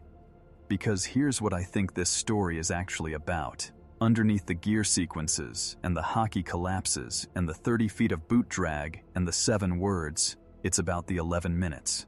Handler 7's 11 minutes, sitting at her station watching a man make sure everyone was standing before he moved on, not filing the threat report she was required to file, because the threat report was the wrong document for what she was watching. 11 minutes of choosing accuracy over protocol. That's the whole story. Everything else is context. Now, the comments. I need you in the comments, because the debate this video wants to start is the debate this universe has been trying to avoid. Who in Marvel actually reaches him? Not stops him. Reaches him. Cap, who knows what freedom costs and pays it anyway. Spider-Man, who acts without permission every single day and lives with the consequences. Thor, who has watched simple truths fold kingdoms and who stood 30 feet back on that bridge with something new in his eyes. or none of them, because some forces don't need to be understood to change everything they touch. And the question underneath that question, does Luffy make Marvel better? Or does he just expose why Marvel's order keeps producing the same wounds in the same people while calling itself protection? Drop it below. I read every one. And if you want the next chapter, Luffy finding the people Marvel's system forgot, somewhere in Ohio, in a warm warehouse that smells like cooking, and the specific solidarity of people who have learned to trust each other because the alternative was trusting a system that didn't design itself with them in mind. That video exists. It's next. The link is above. Subscribe if this hit you somewhere the usual crossover content doesn't reach, because there are more stories like this one. Stories about what happens when an unstoppable force doesn't meet an immovable object. It meets an immovable idea, and the idea always is the same. Someone is in chains. That's enough. There is a frequency at which the universe listens, not as metaphor, not the poetic gesture toward cosmic consciousness that philosophers have always used to make the incomprehensible feel approachable, literally, structurally, in the way that certain physical constants are not actually constants but thresholds, values that hold until something applies sufficient pressure, at which point the universe adjusts, the way water adjusts to whatever falls into it, without judgment, without preference, simply because adjustment is what water does, and adjustment is what the universe does when the threshold is crossed. The mystic division has known about this frequency for decades, in the academic sense, cataloged it, theorized about it, written papers about it that circulate among the 11 people in the world qualified to read them. Strange has known it personally for years, in the applied sense, has brushed against it twice in situations he does not discuss, has felt the specific quality of cosmic attention directed at a terrestrial event, has understood what that attention means in terms of scale and consequence. What neither the division nor Strange adequately weighted in their models is the frequency's trigger mechanism. They assumed it responded to power, to energy output, to mystical amplitude, to the scale of force expressed. They were wrong. It responds to will. Clean, undiluted, structurally simple will. The kind that does not negotiate with itself. The kind that Luffy carries the way other people carry their names, not as an identity chosen, but as a condition arrived at, complete, before the choosing was ever an option. The readings that first flag the anomaly are almost offensively subtle, a 3-point deviation in ambient probability constants over a 70-mile radius centered on a rural Pennsylvania river. So small that the Mystic Division's automated systems flag it twice as instrumental error before a human analyst, a woman named Torres who has been with the division for 9 years and who has developed through those years the specific instinct of someone who has learned to trust the readings that feel wrong rather than the readings that feel right, looks at it and feels the chill. Not fear, recognition. The particular chill of someone who has studied enough history to know a signature when they see one, even when, especially when, the signature is subtle. Because the things that announce themselves loudly are rarely the things that matter most. The things that matter most arrive quietly, the way the tide arrives, the way pressure builds, the way the most consequential forces in the universe operate, without fanfare, without the courtesy of warning, simply present. Torres flags it to Strange immediately. Strange reads the flag. He is quiet for a long time. Then he says one word to the empty room. Arbiter. The word lands in the sanctum's silence like a stone dropped in still water. Strange watches the rings expand. He does not reach for his phone. He does not contact S.H.I.E.L.D. or the Avengers or anyone who operates at the scale of institutions. He goes to his private archive, the one that contains the documents he has never shown anyone, and he begins to read. He reads for 3 hours. Then he opens a portal to Pennsylvania. He finds Luffy at dawn, which means Strange steps through a portal into gray Pennsylvania morning light and finds a man he has been trying to understand for 6 weeks eating fish beside a river, unbothered by the altitude of the situation, unbothered by the cosmic weight Strange is carrying into the frame, unbothered in the specific structural way of someone who has never learned that certain situations require being bothered by them.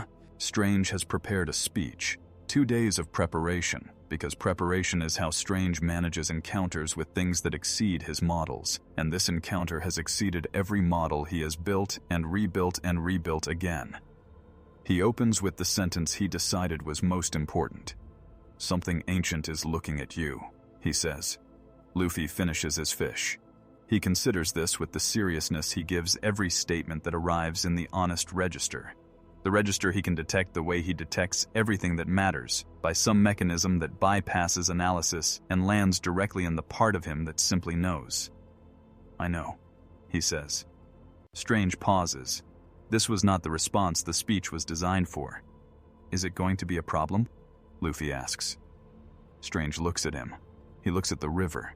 He looks at the gray morning light moving through the trees with the patient indifference of light that has been doing this since before there were trees to move through. "That depends," he says carefully, "on what it decides you are." Luffy picks up another fish. "What do you think I am?" he asks. Strange opens his mouth. He closes it. He has spent 6 weeks trying to answer that question. He does not yet have language that satisfies him. The entity that responds is not a villain. Strange will make this distinction repeatedly in every classified briefing that follows, with the specific exhaustion of someone correcting a misunderstanding that is more comfortable than the truth. It is not malevolent, it is not aggressive, it is something older and harder to argue with than either of those things. It is custodial. It maintains order the way gravity maintains orbit, not by choosing to, not by wanting to, but because that is the function it serves in the architecture of a universe that requires, at its most fundamental operating level, certain kinds of balance. 17,000 years of custodial function. 17,000 years of observing, cataloging, classifying every variety of power and will and defiance that this universe has generated. It has seen gods. It has seen cosmic entities that reshape matter as casually as Luffy reshapes rubber. It has seen the Infinity Stones wielded by beings old enough to remember when the stones were young. It has a category for all of it. Has the notation, the classification, the framework, because 17,000 years of observation produces, if nothing else, an extremely comprehensive filing system. Its name exists in 17 different mystical traditions, rendered differently in each because every tradition that encountered it reached for the same concept from a different direction and none of the words were adequate. Strange uses the translation that loses the least, the Arbiter. He says it quietly, in rooms by himself, the way you say the name of something you are hoping not to need to invoke this decade. Luffy feels it arrive on the 3rd day after Strange's visit, sitting at the same river because the river is interesting, and there is no urgent reason to be elsewhere. He feels it the way he feels most things that operate above the normal register. Not as data, not as information his mind processes into language, but as presence. The sudden awareness that the room has become occupied by something that was not there before. He looks up from the water. He looks at the sky. The sky looks the same. The trees look the same. The river looks the same. Nothing is different except everything is attending. The air has the quality of air in a room where something is paying very close attention. Luffy has spent enough of his life being looked at by things that wanted to contain him to recognize this sensation without needing to identify its source. He does not run. He does not calculate. He does not assess threat levels or consider strategic responses or reach for the graduated escalation of force that the situation might, in any conventional tactical framework, suggest. He looks back, directly, immediately, with the same open, unhurried, completely present attention he gives everything. The attention that S.H.I.E.L.'s behavioral analysis software couldn't classify, and Tony's threat algorithm returned blank for, and that Strange has been trying to find language for across 6 weeks of model rebuilding. He just looks back. And the Arbiter, which has been looking at things for 17,000 years and which has never, in those 17,000 years, had the thing it was looking at simply look back with complete equanimity, adjusts. In ways that Strange, monitoring from the sanctum through instruments that are barely adequate for the task, will spend 3 weeks trying to render into language. The assessment takes 11 days. 11 days during which the Arbiter examines Luffy with the thoroughness that 17,000 years of custodial practice produces, cross-referencing, categorizing, running its classifications against every data point in its archive, looking for the category that fits. It finds the components familiar. It has seen strength at this scale. It has seen durability that exceeds conventional measurement. It has seen will fields that operate as structural forces.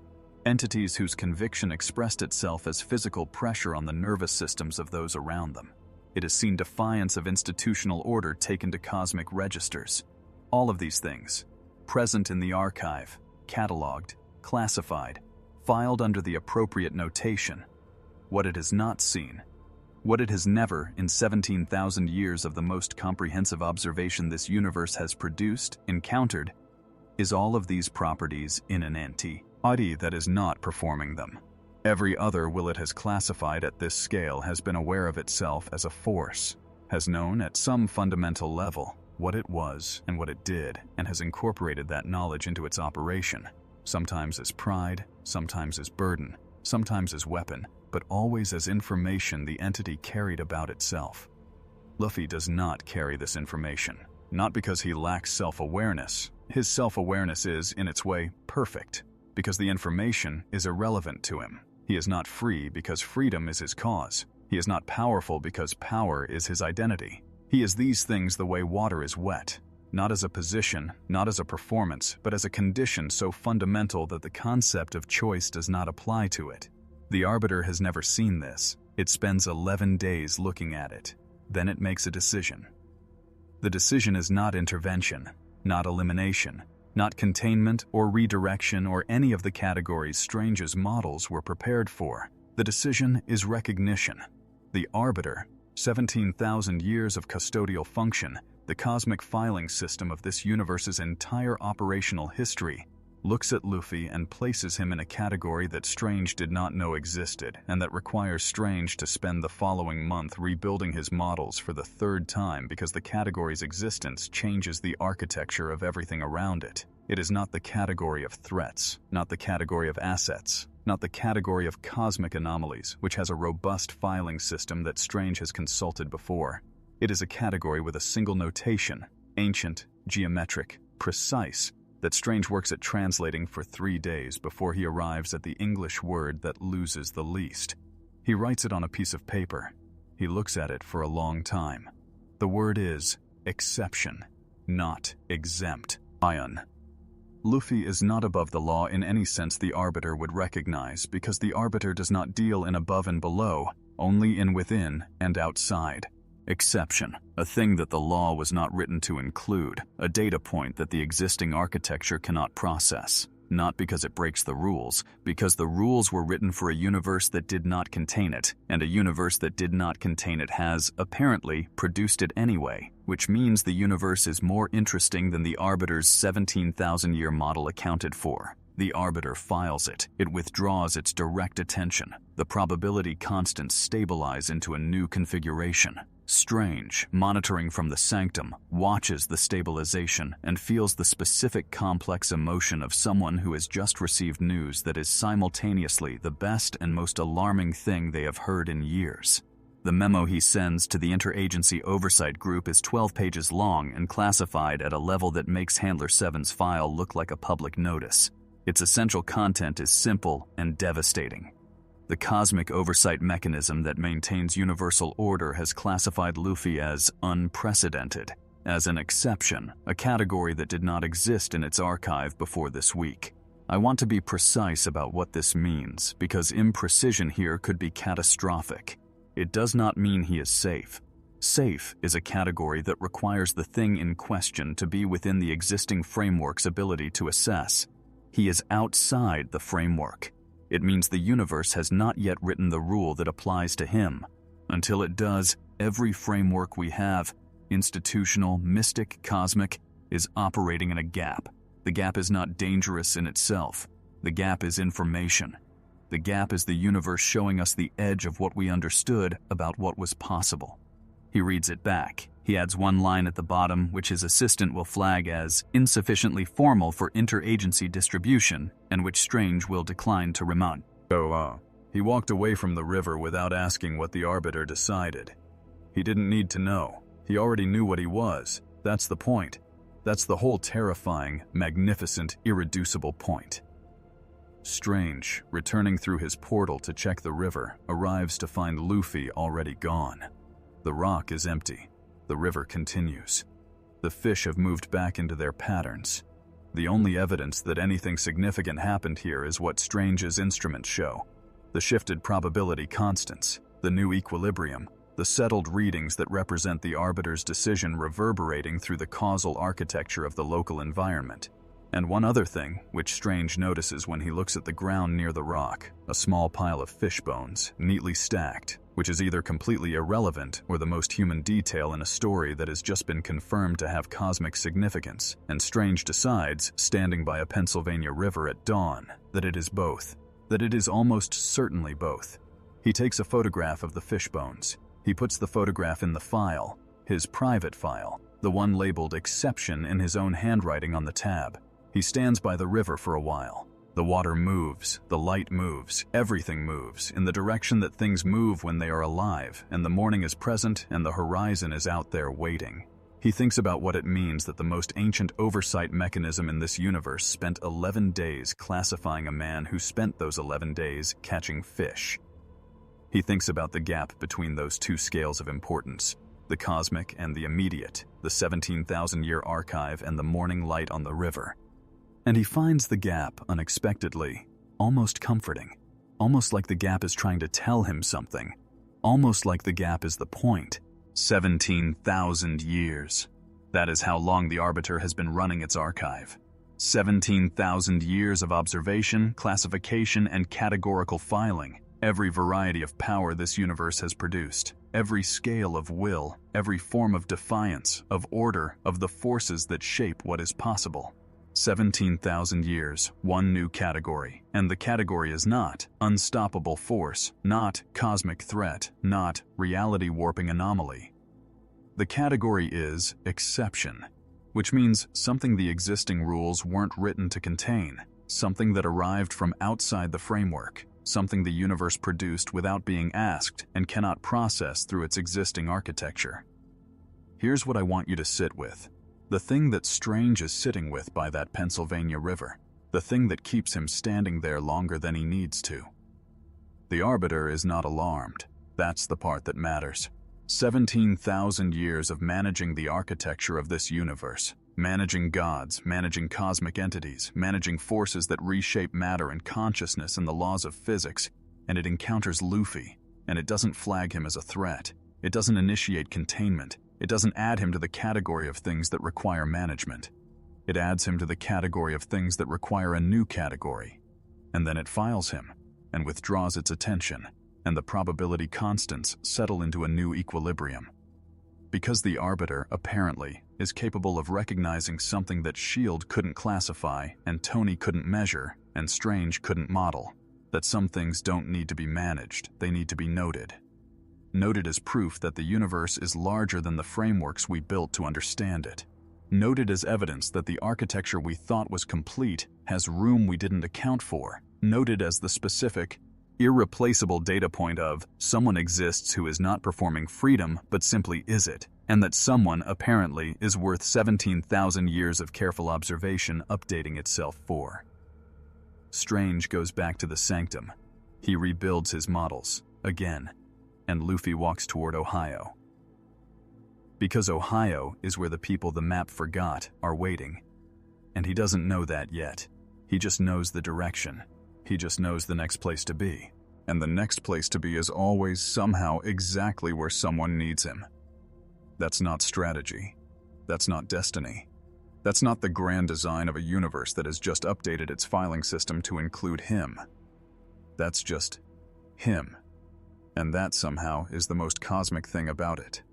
There is a version of Marvel's world that does not appear in the briefings, not because the people writing the briefings are dishonest. The analysts are careful, the data is real, the classifications are applied with genuine rigor. It doesn't appear because the briefings are written by people inside the system, and the system has a blind spot. The blind spot is not accidental and not malicious. It is structural, shaped precisely like the people the system was never designed to see.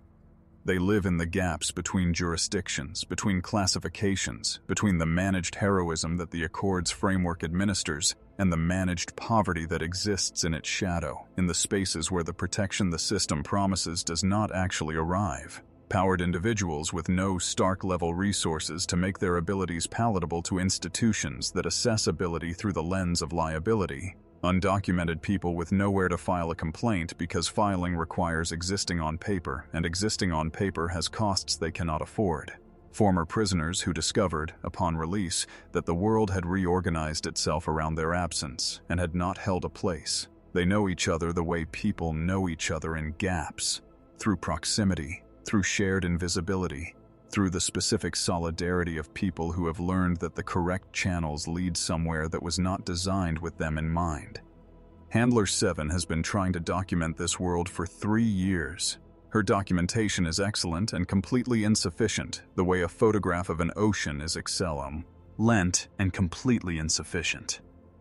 Luffy finds it the way he finds everything, by following the feeling of something interesting, which in this case is a sound he hears from 3 blocks away that his navigational instincts register as the acoustic signature of people being loud in a place they feel safe. Safety has a sound, not silence. Silence is often the sound of the opposite of safety. Safety sounds like people disagreeing about something that doesn't threaten them.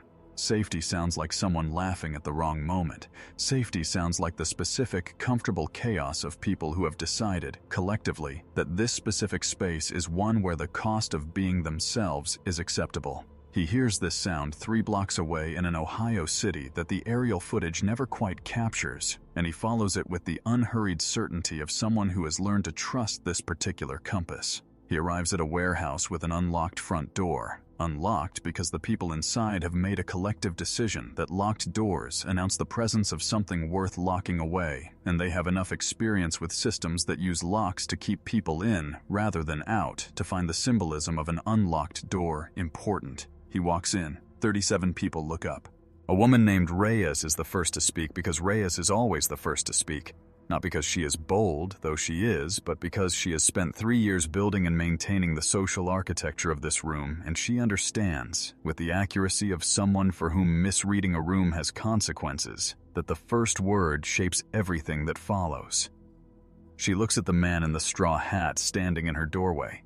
She conducts, in approximately 4 seconds, the threat assessment that 6 weeks of S.H.I.E.L.D. resources and 43 Tony Stark scans could not complete satisfactorily. Her method is different from S.H.I.E.L.'s. S.H.I.E.L.D. looks for energy signatures, behavioral markers, power classifications, threat levels. Reyes looks for one thing: intent toward my people. It is the only metric that has ever mattered in this room. She reads it in the body language, the eye direction, the specific quality of attention, where it goes first, where it lingers, what it does when it finds what it was looking for. Luffy's attention goes to the people, all of them. Moving through the room with the open, democratic thoroughness of someone taking inventory of the most interesting thing they have encountered today, which is, apparently, 37 human beings existing in one space and making noise about it. Reyes reads his intent. Her threat assessment returns one word: not. She says, "You lost?" He looks around the room. "No," he says. "Are you?" She looks at him for a long moment. Something happens in her expression. Small, controlled, the expression of someone who has been asked a question they were not expecting and who is deciding in real time how much of their answer to give. Then, "Sit down. If you're eating, there's food. If you're not, eat anyway." He stays 11 days. Handler 7's drone finds him on day 4. Routine grid search, not optimistic. Bees. 'Cause Luffy's navigational logic has defeated every predictive model S.H.I.E.L.D. has tried against it, and Ohio is not a location any model generated. The location goes up the chain produces a meeting, the meeting produces a debate that Handler 7, watching the live feed, can follow entirely from the response timeline. The gap between location confirmation and action authorization stretching from the standard 4 hours to 22, because someone senior has looked at the warehouse footage and understood something that changes the calculus. It is not Luffy alone who changes the calculus. It is the 37 people who are now visible on the feed, moving through the warehouse with the specific quality of motion of people who have been around Luffy for 4 days. Something slightly different in how they occupy the space. Slightly more present in it, as though the space has expanded to include them more fully than it did before he walked in. A roaming variable is theoretically containable. a roaming variable that is visibly reorganizing the social architecture of a 37-person community in ways that S.H.I.E.L.D.'s own community-building specialists have been unable to achieve in 3 years of active effort is a different classification problem entirely. The authorization does not come. The drone maintains observation. The meeting recesses without a decision, and Handler 7 notes the timestamp with the careful precision of someone documenting the exact moment an institution blinked. What happens inside the warehouse during 11 days is not organized. This is the point. This is the thing that S.H.I.E.L.D.'s analysts will spend weeks trying to understand, and that Reyes understands immediately, because Reyes has been trying to build this thing deliberately for 3 years and recognizes, with the bittersweet precision of someone watching something they love, bored over happen effortlessly elsewhere, what Luffy is doing without trying to do it. He is not building a crew, he is not recruiting, he is not assembling capabilities toward a strategic goal or creating a hierarchy or establishing a chain of command or doing any of the things that organization requires. He is simply existing among people with the quality of existence that is his specific, unreplicable property. The absolute absence of condescension. The complete lack of any interest in ranking or categorizing or managing anyone around him, the straightforward and entirely sincere assumption that every person he is talking to is interesting and worth talking to fully, without the social distance that most people maintain as a protective measure. And this quality, this specific quality of being fully present with each person, without agenda and without hierarchy, does something to the social architecture of the warehouse that 3 years of Reyes's careful management has not done. It makes the fault lines irrelevant. Not healed, the fault lines are real. The distrust has real history. The divisions along power type and background and arrival story are legitimate and earned. But Luffy sits between them and doesn't notice them, and people who have learned to maintain careful distance from each other find themselves in proximity because he is in proximity, and proximity, sustained long enough, has its own physics. Theo follows Luffy for 3 days before speaking to him. Not stalking, observing, with the careful attention of someone who has learned that new things should be evaluated from a distance before being approached, because new things in his experience have generally been new ways for the existing problems to arrive. He watches Luffy interact with every person in the warehouse. He watches the fault lines become temporarily irrelevant. He watches Reyes, who trusts no one quickly and has excellent reasons for this, sit across from Luffy at the communal table and talk for 2 hours about something Theo cannot hear but can read entirely from her body language, which relaxes in degrees so small that only someone watching as carefully as Theo is watching would notice.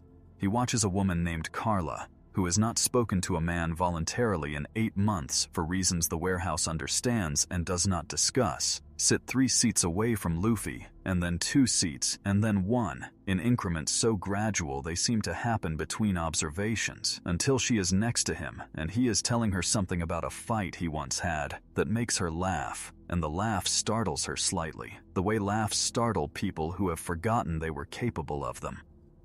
On day 3, Theo sits down next to Luffy while Luffy is eating and asks the question that has been forming since day 1 in the specific slow way that important questions form.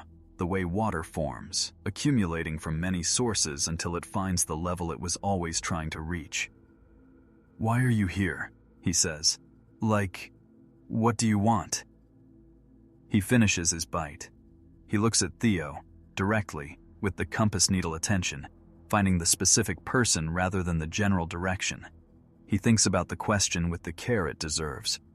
Theo has been waiting for an answer that contains an agenda, a reason that benefits Luffy, a purpose that makes Theo a means rather than an end, because every reason anyone has ever given Theo for being near him has ultimately been about what his power can do for them. The pause before Luffy answers is 3 seconds long. The answer, when it comes, is simple enough that Theo will spend the following weeks checking it for hidden complexity and not finding any. "There are people here," Luffy says, "and nobody's hurting them." He picks up his food again. That's a good place to be for a while. Theo looks at him. 70 and years old, in the corner furthest from the door, carrying the specific weight of someone who has been a liability to every system that has ever encountered them. He looks at Luffy. He looks at the room. He looks at the objects around him. Still, undisturbed the way they are when he is not afraid. He realizes, with the particular shock of something that has been true for days finally being named, that he has not been afraid since day one, not because the fear is gone, because the room is not producing it, because the room, in the 11 days since the Straw Hat walked in through the unlocked door, has become, incrementally, organically, through no single decision anyone made, the kind of room where fear does not find the same purchase it finds everywhere else. Handler 7's decision not to act is the most consequential professional choice of her career, and she makes it on day 7 without drama, without a principled speech, without the theatrical clarity of a movie moment. She makes it the way most important decisions are actually made, quietly, in the midst of other things, in the specific ordinary moment when the gap between what you are required to do and what is actually right becomes too wide to step across without acknowledging that the gap exists. She watches Theo. She watches the objects. She watches Luffy finish his food and immediately become interested in whatever the person across the table from him is saying with the full, present, unhurried attention he gives everything. She thinks about 17 people in a parking structure and 6 weeks of operational patience and what the correct channels were going to produce and when. She thinks about the 37 people in Ohio, 40 now, because word travels in gaps the way water travels, finding the paths the solid ground doesn't cover. She thinks about Theo's file. She closes the form. She does not flag the location. She marks the grid search as low priority, ongoing observation, and forwards nothing up the chain. Her supervisor will ask about the gap in, reporting 10 days later. She will not have a clean answer. She will discover in that conversation that this is the moment her career begins its ending, and she will not, in the moment of discovering it, feel the thing she expected to feel. She stands beside him without asking what he's looking at because she already knows. She has seen this before. Not in him, but in herself, in the specific quality of attention directed at a distance that hasn't been reached yet. She has stood in this doorway many mornings looking at the same horizon with the same quality of directed attention, feeling for the direction of the next threat, the next need, the next thing requiring management. His version is different from hers. His is not anticipatory, not watchful. It is simply directional. He is not looking for the next problem. He is feeling for the next place to be, which is not the same thing, though from the outside it might appear similar. She stands beside him. For a long time, neither of them speaks, which is itself a kind of conversation. The specific conversation that happens between people who have established enough trust that silence doesn't require filling. Then she says, without making it a question, because making it a question would change what it is. "You're leaving." He nods. "Where?" she asks. He shrugs. The complete, genuine shrug of someone for whom not knowing is not a problem, not a deficit, not a source of anxiety, simply a condition of being in motion rather than destination. "Somewhere there are chains," he says. She looks at him. She wants to say something about what he has built in 11 days without meaning to build anything. About Theo sleeping, about the fault lines bridged, about the 40 people, 40 now, moving differently in this space than they moved before he walked in. She does not say any of it. She says, "Come back if you find the OC. Ian." He grins. The full grin. Door without a lock, completely open, impossible to receive without feeling the specific pressure of a world that still contains things, this undefended and this whole. "I always find the ocean," he says. He walks into the pre-dawn gray. He does not look back. He never looks back. Looking back is not a direction he has learned. Handler 7 will later write, in the document she never officially files but never discards, that watching the drone feed that morning was the clearest moment of professional clarity she had in her entire career. And also the moment she understood that clarity and correctness are not always the same thing, and that her career had been built on the assumption that they were. What she saw in those 20 minutes was not an asset departing a location of interest. What she saw was 40 people waking up in a room that had become, in 11 days, more than the sum of its individual survival strategies. She saw Theo walk out of the corner furthest from the door and sit at the communal table in the center of the room, a distance of approximately 15 feet that represents, in the geography of his specific fear, something much larger. She saw Reyes stand in the doorway where Luffy stood and look at the horizon for a moment before turning back to the room with an expression that her surveillance file has no category for. She saw 40 people beginning a morning together. She writes in the document, "He didn't build them anything, he didn't teach them anything, he didn't give them a system or a framework or a set of principles for how to be together. He just found them interesting, every single one of them, equally, without hierarchy, for 11 days. And it turned out that was enough. It turned out that was everything. I have spent 3 years trying to build what he does by existing. I don't know if that makes him extraordinary or if it makes us the problem. I think it might be both. I think it's almost certainly both." Ohio. Of all the places this story goes, the Manhattan Bridge, the parking structure, the pennons, Sylvania River, the Sanctum Sanctorum, the 17,000-year archive of a cosmic filing system. The place that matters most is a warehouse in Ohio that doesn't appear on any SHIELD operational map. 40 people, an unlocked door, 11 days. That's it. That's the chapter. And I want you to notice something. The thing that Handler 7 is sitting with in the 20 minutes after the drone feed goes warm and stays warm even after he's gone. He didn't save them. He didn't rescue them. He didn't arrive with a plan or a mission or a classification of their need that required his specific skill set to address. He walked in through a door that was already open. He sat down. He asked for food. He found everyone interesting. And 40 people woke up 11 days later in a room that had become, without anyone deciding it would, a home. There is a word for what he does. It's not heroism. Heroism requires a defined threat and a deliberate response. It's not leadership. Leadership requires a hierarchy and a goal. It's not even kindness. Kindness implies effort, implies a cost paid. The word is presence. Full, complete, undivided, hierarchically democratic presence. The kind that most people manage in brief moments and Luffy sustains as a permanent condition. And in a universe that has built its entire architecture of heroism around doing, around powers and accords and oversight frameworks and containment protocols and the carefully managed doing of specific things in response to specific threats. He just is. And it turns out that being, done fully enough, does more than most doing ever gets around to. Theo is sleeping. The objects are still. Reyes is standing in a doorway looking at a horizon.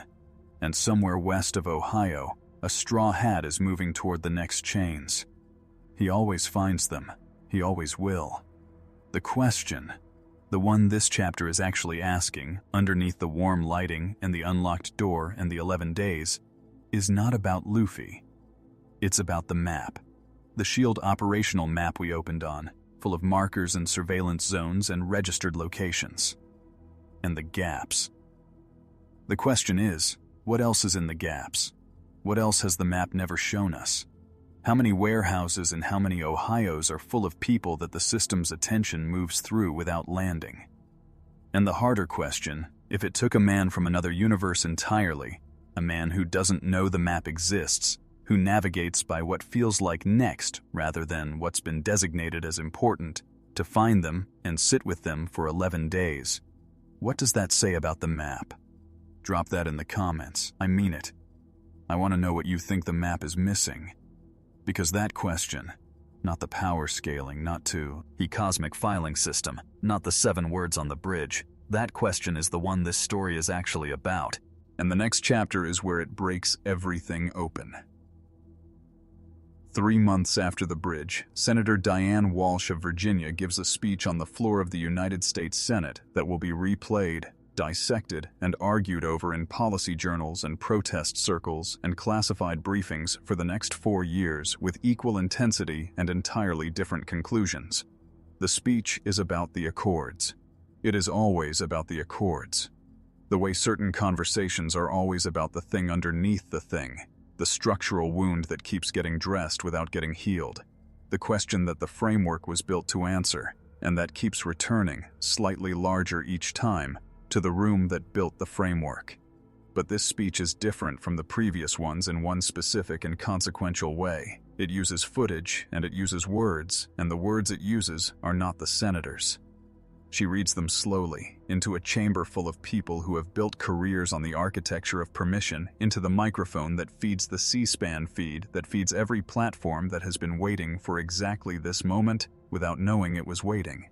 She reads from a document she is not supposed to have. She reads, "He didn't know he was supposed to ask for permission. I'm not sure telling him would have helped." The chamber is quiet. The stenographer types.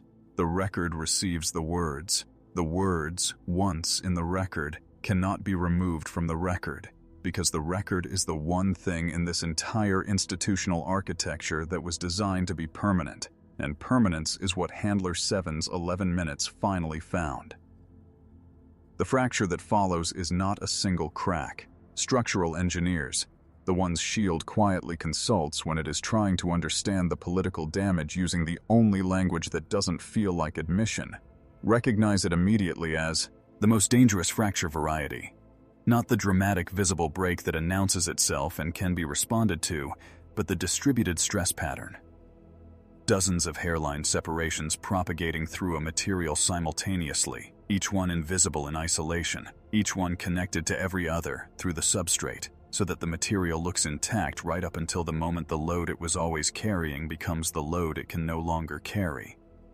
The Accords framework holds, technically. The oversight bodies hold. The institutional architecture of Marvel's managed heroism holds in all the ways that institutions hold when the people inside them are still showing up and still performing the functions they were assigned and still using the vocabulary that makes the functions feel legitimate. But the consensus, the agreement, distributed across 1,000 different individuals and organizations and governments, that the framework is legitimate, that the authority it grants and withholds means something real, has a fracture pattern running through it now, and the fracture pattern is shaped exactly like a straw hat. 3 oversight committee members resign within 2 weeks. Their letters cite personal reasons and contain, in the precisely neutral language of institutional departure, the specific exhaustion of people who have been defending a position they no longer fully hold. Not dramatically, not in press conferences, not in the pointed symbolic fashion of someone trying to make a statement. Quietly, through the correct channels, which is a specific kind of irony that Handler 7 will note in the document she never officially files. 14 registered powered individuals file for deregistration simultaneously. Not coordinated, not organized, simply the simultaneous arrival of 17 different people at the same conclusion through 17 different paths was. Osh is what happens when a viral clip makes the gap between what a system claims and what it delivers visible to everyone who has been living in that gap.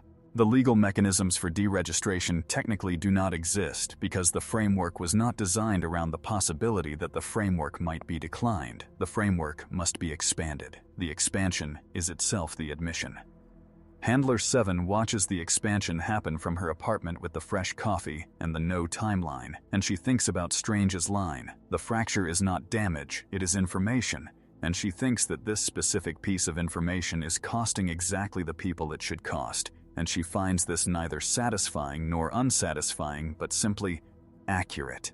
Accuracy has become the thing she prizes above everything else. It is what she is left when the protocols are gone.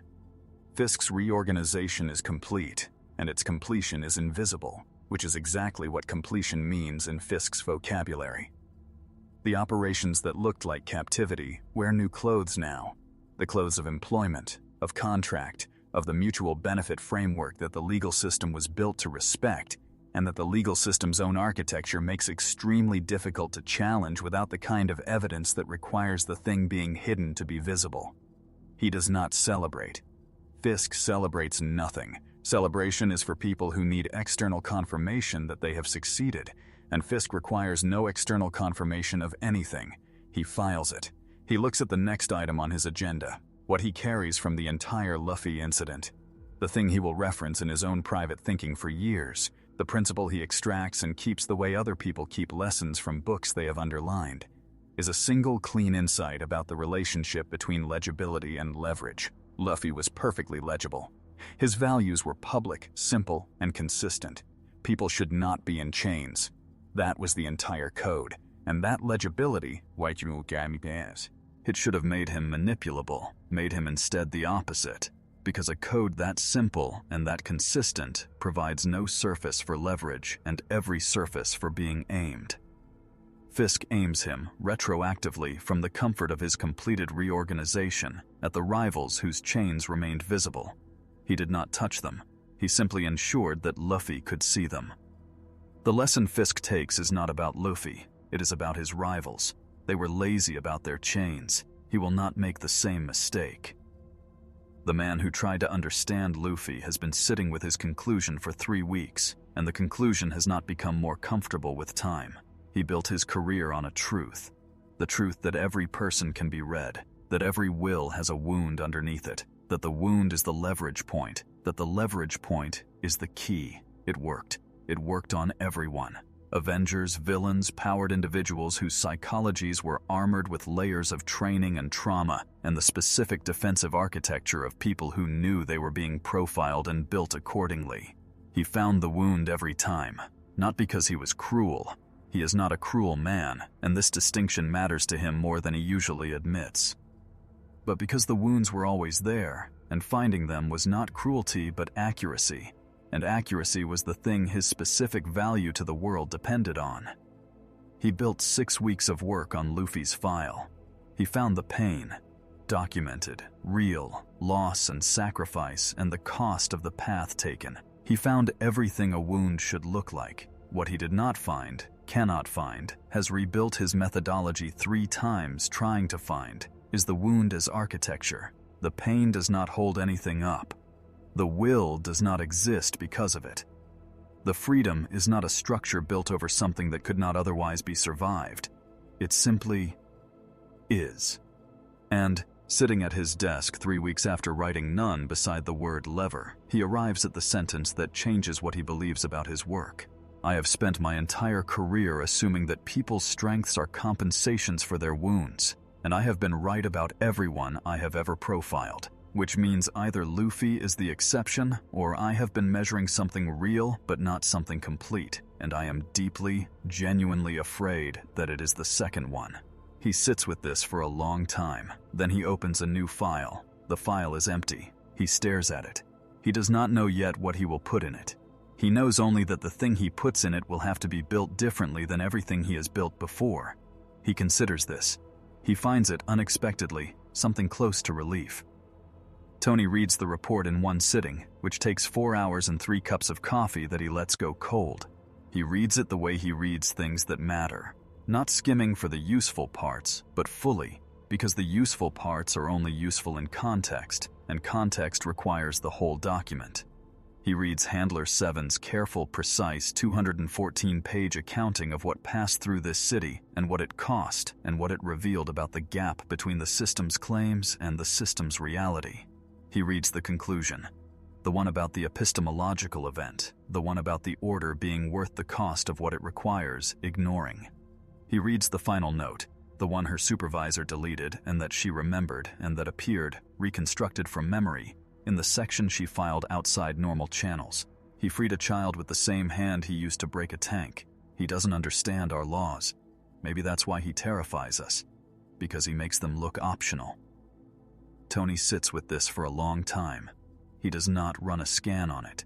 He does not build a model for it. He sits with it the way you sit with something that does not require a response but requires acknowledgement.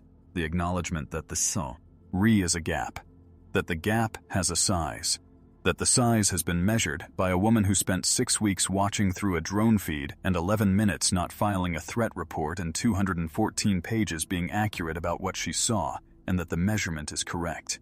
He opens a new design file. He stares at the blank screen. Jarvis asks, "What are we building, boss?" Tony is quiet for a moment. "I don't know yet," he says. "Something better." He has said this before, about other things.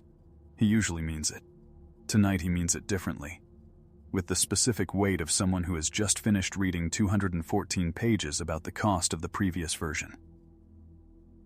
The Ohio warehouse has 44 people in it now, and the addition of 4 is not the story. The story is the quality of the 40. Handler 7's drone shows it every morning in the thermal imaging that accidentally produces Luffy's amber warmth in a room he left 3 weeks ago.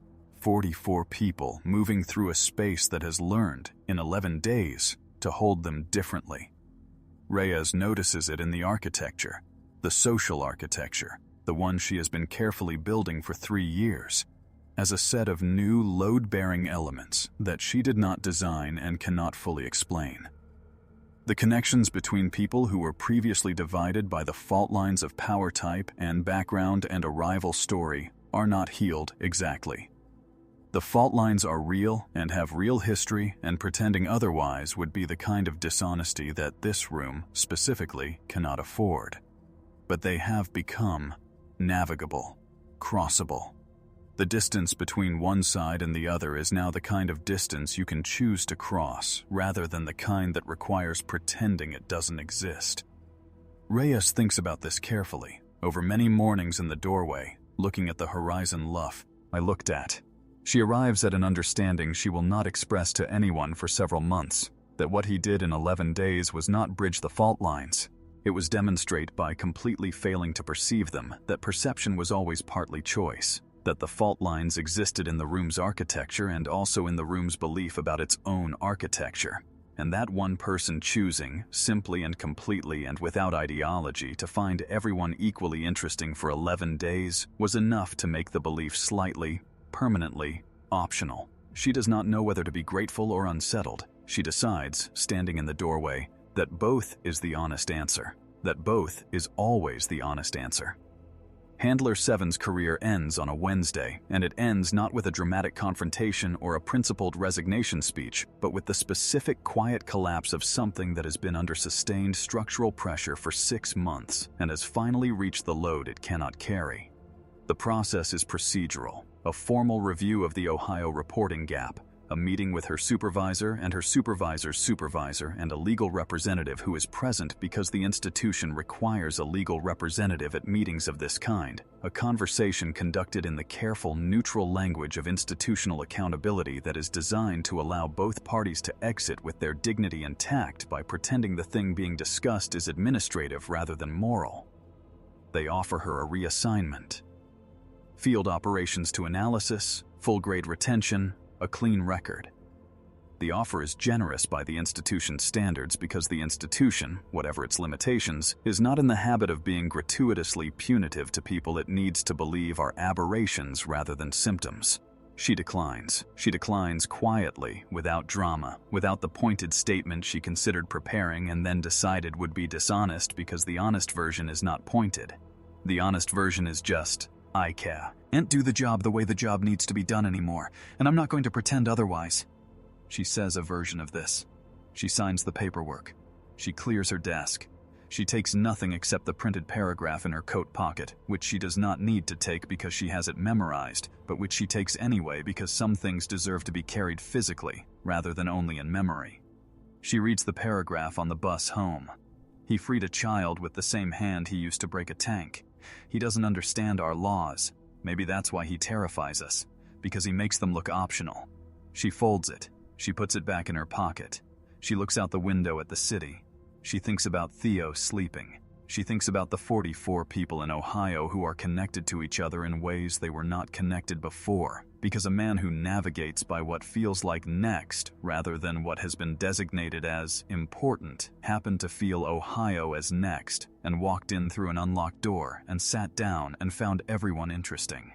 She thinks about the bridge section in the East River and the agent from the perimeter position and the name she will not forget. She thinks about the 11 minutes. The specific 11 minutes of not filing the threat report, watching a man make sure everyone was standing before he moved on. She thinks about whether those 11 minutes were the most professionally honest thing she ever did or a dereliction of the duty she swore to perform. She has thought about this many times. She has arrived, through many iterations, at the same answer. Yes. Both. The answer is always both, when the thing is real. She closes her eyes. The bus moves. The city continues. Somewhere west of everything she can see from this window, a straw hat is moving toward the next chains. She does not know where. She does not need to know. She holds the paragraph in her coat pocket, and she lets the bus carry her home, and she thinks, I documented the truth of what I saw. The system deleted it. I remembered it anyway, and a senator read it into the congressional record on the floor of the United States Senate. She thinks, that's not nothing. That's not nothing at all. 3 months, that's how long it took. 3 months from a man falling through a warehouse roof in Red Hook to Handler 7 on a bus with a folded paragraph and a career that ended the way careers end when they were built on honesty in a system that processes honesty as a liability. 3 months for the fracture to become visible in the institutional architecture. 3 months for the consensus to develop its hairline cracks. 3 months for 17 nations to begin formally questioning a framework that has been law for years. And here is the thing I want you to sit with before we get to the final chapter. None of this is Luffy's fault, and none of this is Luffy's achievement. He didn't come here to fracture the Accords. He didn't come here to expose the gap in the system's authority. He didn't come here to give a senator the words she needed, or to give a profiler the professional crisis he was due, or to give 44 people in Ohio the 11 days that made their room different. He came here because a portal opened, and this was where he landed. And he did what he always does. He looked at what was in front of him. He ran the only calculation he knows.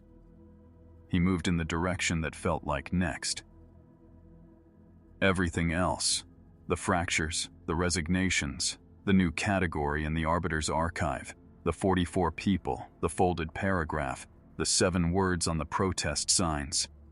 All of it is just the shape that truth makes when it moves through a world that has been carefully arranged to not have to look at it.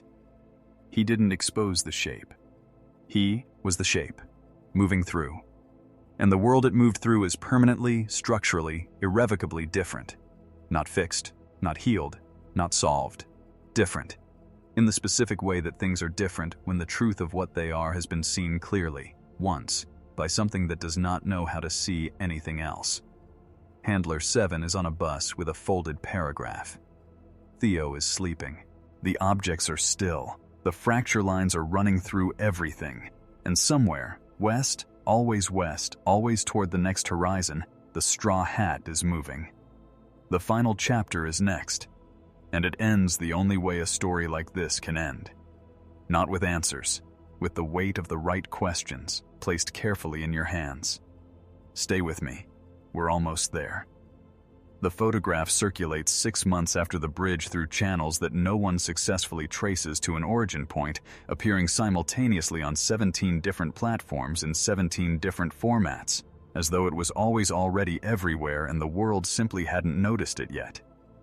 Image analysis will variously identify the street as 4 different streets in 3 different states, which is either a technical anomaly or the most accurate thing the analysis produces, depending on your theology.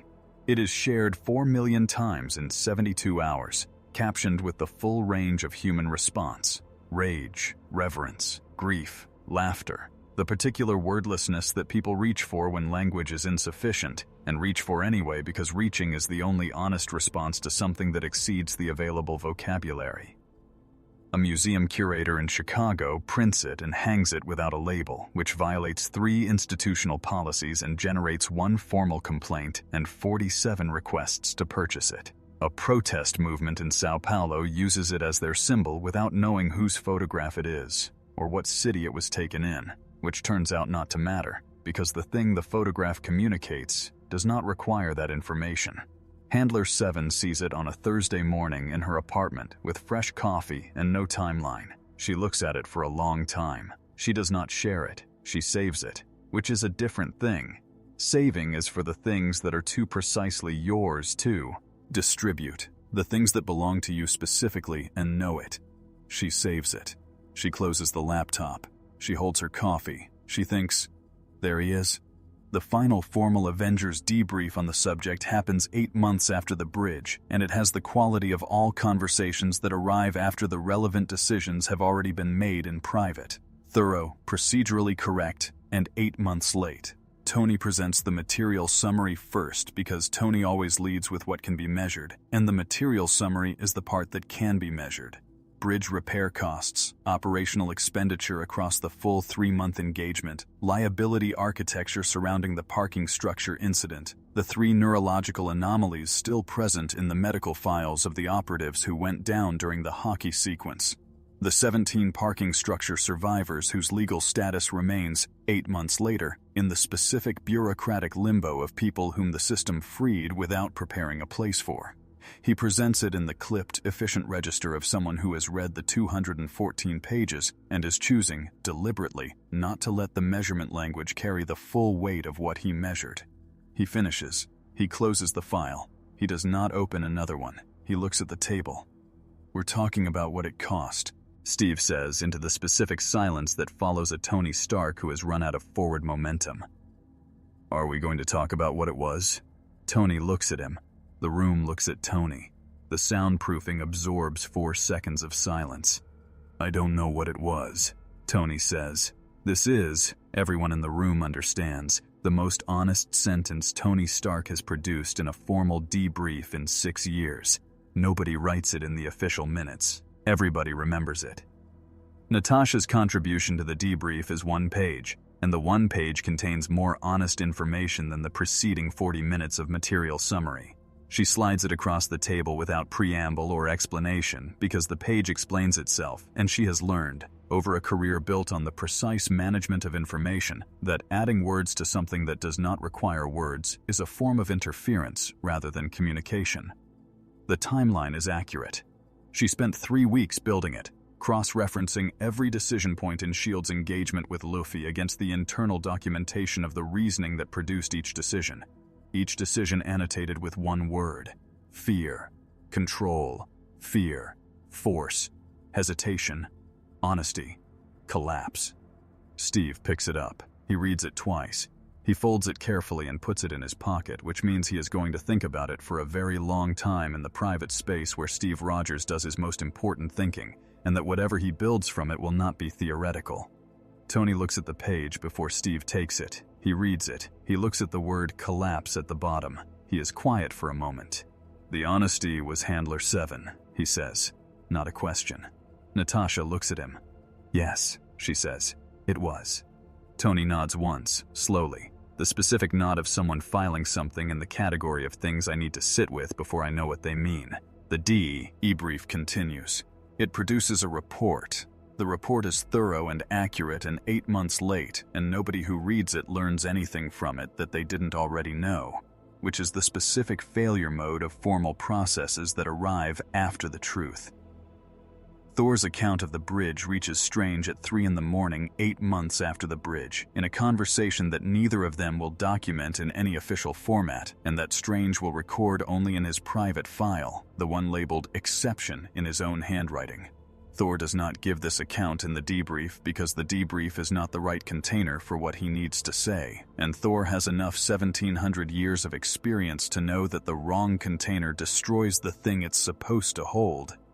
He gives it to Strange in the sanctum at 3 a.m. with cold tea on the table because Strange is the only person in this universe whose framework is large enough to receive it without requiring it to be something simpler than it is.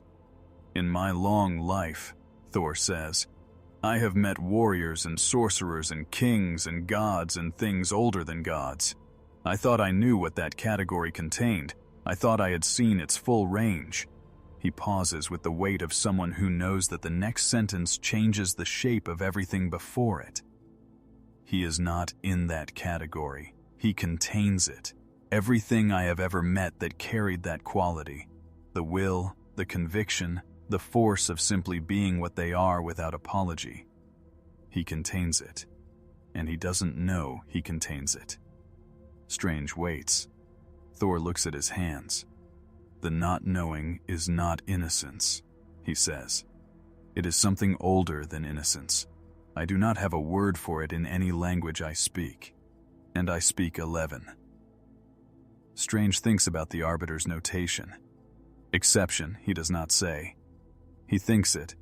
He thinks Thor has arrived through 70 and 100 years of a completely different path at the same territory, which means the territory is real. The Accord's review body convenes 9 months after the bridge. 17 nations, represented by people who believe in oversight frameworks, assembling to produce a better oversight framework, which means the review will produce a more sophisticated version of the question it was called to answer, rather than the question underneath the question.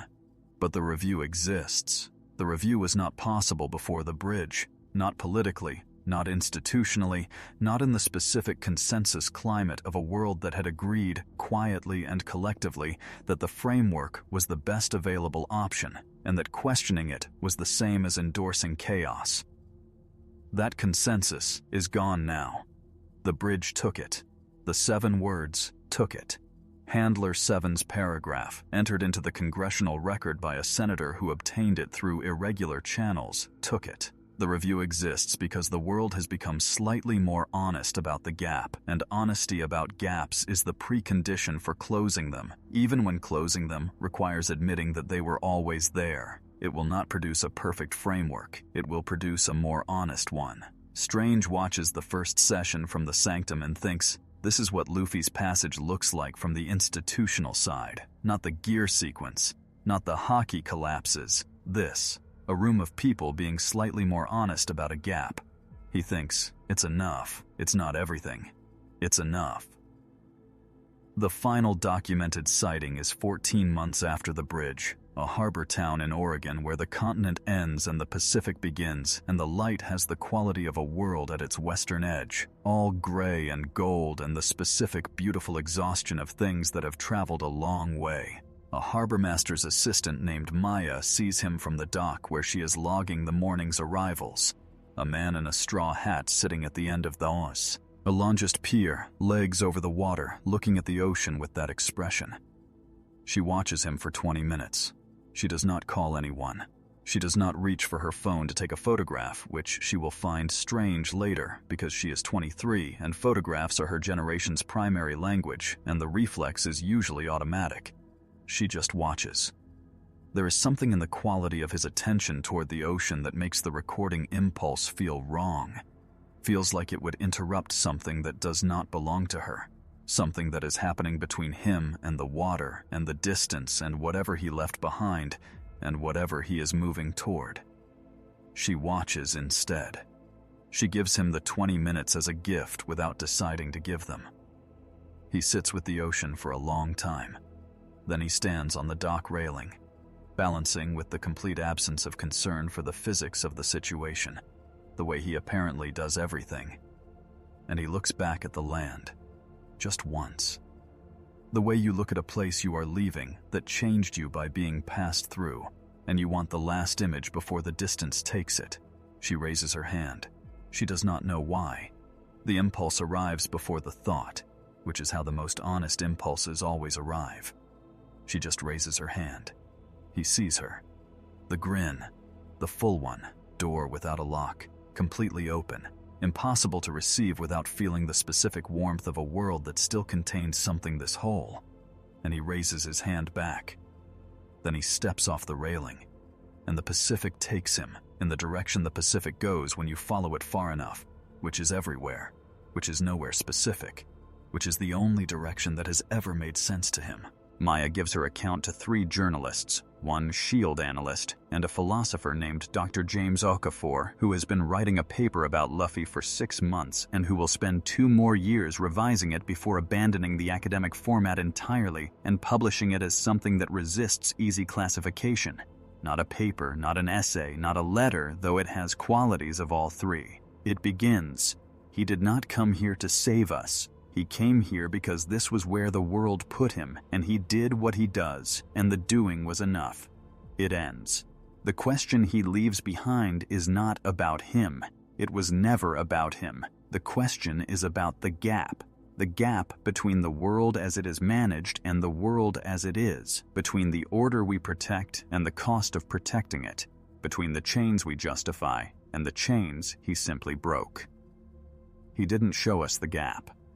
The gap was always there. He just moved through it, in full view, without pretending it wasn't a gap. And some things, once seen in full view, cannot be made unseeable again. Strange reads the paper when it is published. He reads it twice. He prints it. He adds it to the file. The file labeled Exception in his own handwriting is thick now. His rebuilt models and Thor's account and Natasha's timeline and Handler 7's resignation letter and the Senate transcript and 47 civilian testimonies and Maya's account and now this. He holds the file. He thinks about how full it has become. He thinks about how much of what is in it will never appear in any official document. He thinks about the fish bones by the Pennsylvania River, photographed and filed alongside the Arbiter's cosmic notation as though they are equal data points, which, he has come to believe, they might actually be. Handler 7 builds a new life with the patient, practical determination of someone who has done difficult things 4, and knows that difficult things are done by doing the next small thing and then the next. She takes consulting work, civilian oversight advocacy, the kind of work that exists in the gap between institutions and the people institutions are supposed to serve. She is very good at it because she spent 6 years building files, and the files taught her something that no training program includes in its curriculum, that the gap between what a system claims to protect and what it actually protects is measurable, and measurement is the first step toward accountability, and accountability is the first step toward change. She keeps the paragraph in her coat pocket. She keeps the photograph saved on her laptop. She thinks about the 11 minutes. She has thought about the 11 minutes so many times that they have become, in her internal landscape, not a violation and not a triumph, but simply a fact she carries, a fact about herself that she is glad to know. She testified before the Accords review body in the 4th session, presenting a portion of her 214 pages in the specific format that formal testimony requires: controlled, documented, admissible. She read the conclusion. The room was quiet in the way the Senate chamber was quiet when the senator read her words, the quality of quiet that descends when something true has been said in a room built for the management of truth. She folded her pages. She said, "He didn't come here to change us. He didn't stay to watch it happen. He just moved in the direction of freedom and left us with the question of whether we were moving in the same direction. I think that question is worth the cost of asking it. I think it was always worth the cost." She stepped down. She put the pages in her bag. She kept the paragraph in her pocket. She went home on the bus. And then, the straw hat. Somewhere west of Origo, on water that has no interest in jurisdictions, the Pacific, enormous and indifferent and completely accommodating of a man who navigates by what feels like next. The camera finds him from above, a wide shot. The water vast, the figure small, moving west with the unhurried certainty of something that has never needed a map because the compass is internal and the compass is always right. The morning light moves on the water around him. The horizon is very far. Behind him, distributed across a continent and a city and a warehouse in Ohio and a sanctum and a damaged bridge now repaired and 47 people who are connected to each other in ways they were not before, the world lives in the shape of what passed through it. Not fixed, not healed, not solved. Different. In the specific way that things are different when the truth of what they are has been seen clearly, once, by something that does not know how to see anything else. The straw hat catches the morning light. He does not look back. He never looks back. Looking back is not a direction he has learned. The horizon is out there. He is moving toward it. The Pacific agrees. The morning continues. This is where we leave him. Not victorious, not defeated, not transformed by this universe or transforming it deliberately or even fully aware of what he changed. Just moving west toward the next horizon, toward the next chains. Because that's what he does. That's all he does. And it turns out that all he does, done fully enough, done without apology or strategy or awareness of its own scale, is everything. Handler 7 is at her kitchen table. Theo is sleeping. The objects are still. Strange's file is thick. Tony's design file is no longer blank. Maya is on a dock, hand recently lowered, looking at the Pacific. The Arbiter's archive has a new category. The Watcher is still watching, and the world has hairline fractures in it that run along the lines of what was always true and always ignored, and those fractures are not damage. They are information. They are the world showing us the shape of what it was always missing. Now, the question. Handler 7's question, the one she never officially filed and never stopped carrying. The one that has been underneath every question this story asked, from the blinking question mark on Tony's HUD to the fish bones by the Pennsylvania River to the folded paragraph on a bus on a Wednesday afternoon. Is Luffy a hero Marvel needed? Or is he proof that Marvel's order was always, quietly, a kind of cage? And the cage was always going to meet, eventually, the man who doesn't see bars as real? I'm not going to answer that. I've spent 10 chapters building to not answering it, because the answer is yours. It was always yours. But I'll ask you the smaller questions that live inside it, the ones worth fighting about in the comments. Who in Marvel actually reaches him? Not stops him, not contains him, reaches him. Cap, who has been paying the cost of freedom since 1945. Spider-Man, who acts without permission every single day and absorbs the consequences without stopping. Thor, who stood 30 feet back on a bridge and recalibrated something 1700 years old. Or none of them, because some forces don't need to be understood to change everything they touch. And the question the profiler is sitting with at his empty desk: if Luffy is the only person in this universe who is not compensating for a wound, what does that mean for everyone else? What does it mean that the most structurally free person in this story is the one who arrived from somewhere else entirely? Drop it below. All of it. I read every one. And if you want the next chapter, Luffy colliding with a cosmic entity that interprets his will as a challenge to universal order, or Luffy finding the 3 Marvel characters who match his frequency and becoming something this universe has never had a word for, or the villain who finally makes him feel something close to danger, drop the matchup you want. Drop the scenario you think breaks Marvel's architecture the hardest. Because this story moved on. But it didn't end. Stories like this don't end. They find the next horizon. Subscribe if this hit you somewhere the usual crossover content doesn't reach, because there are more. And every one of them asks the same question in a different voice. The question is always, someone is in chains. What are you going to do about it?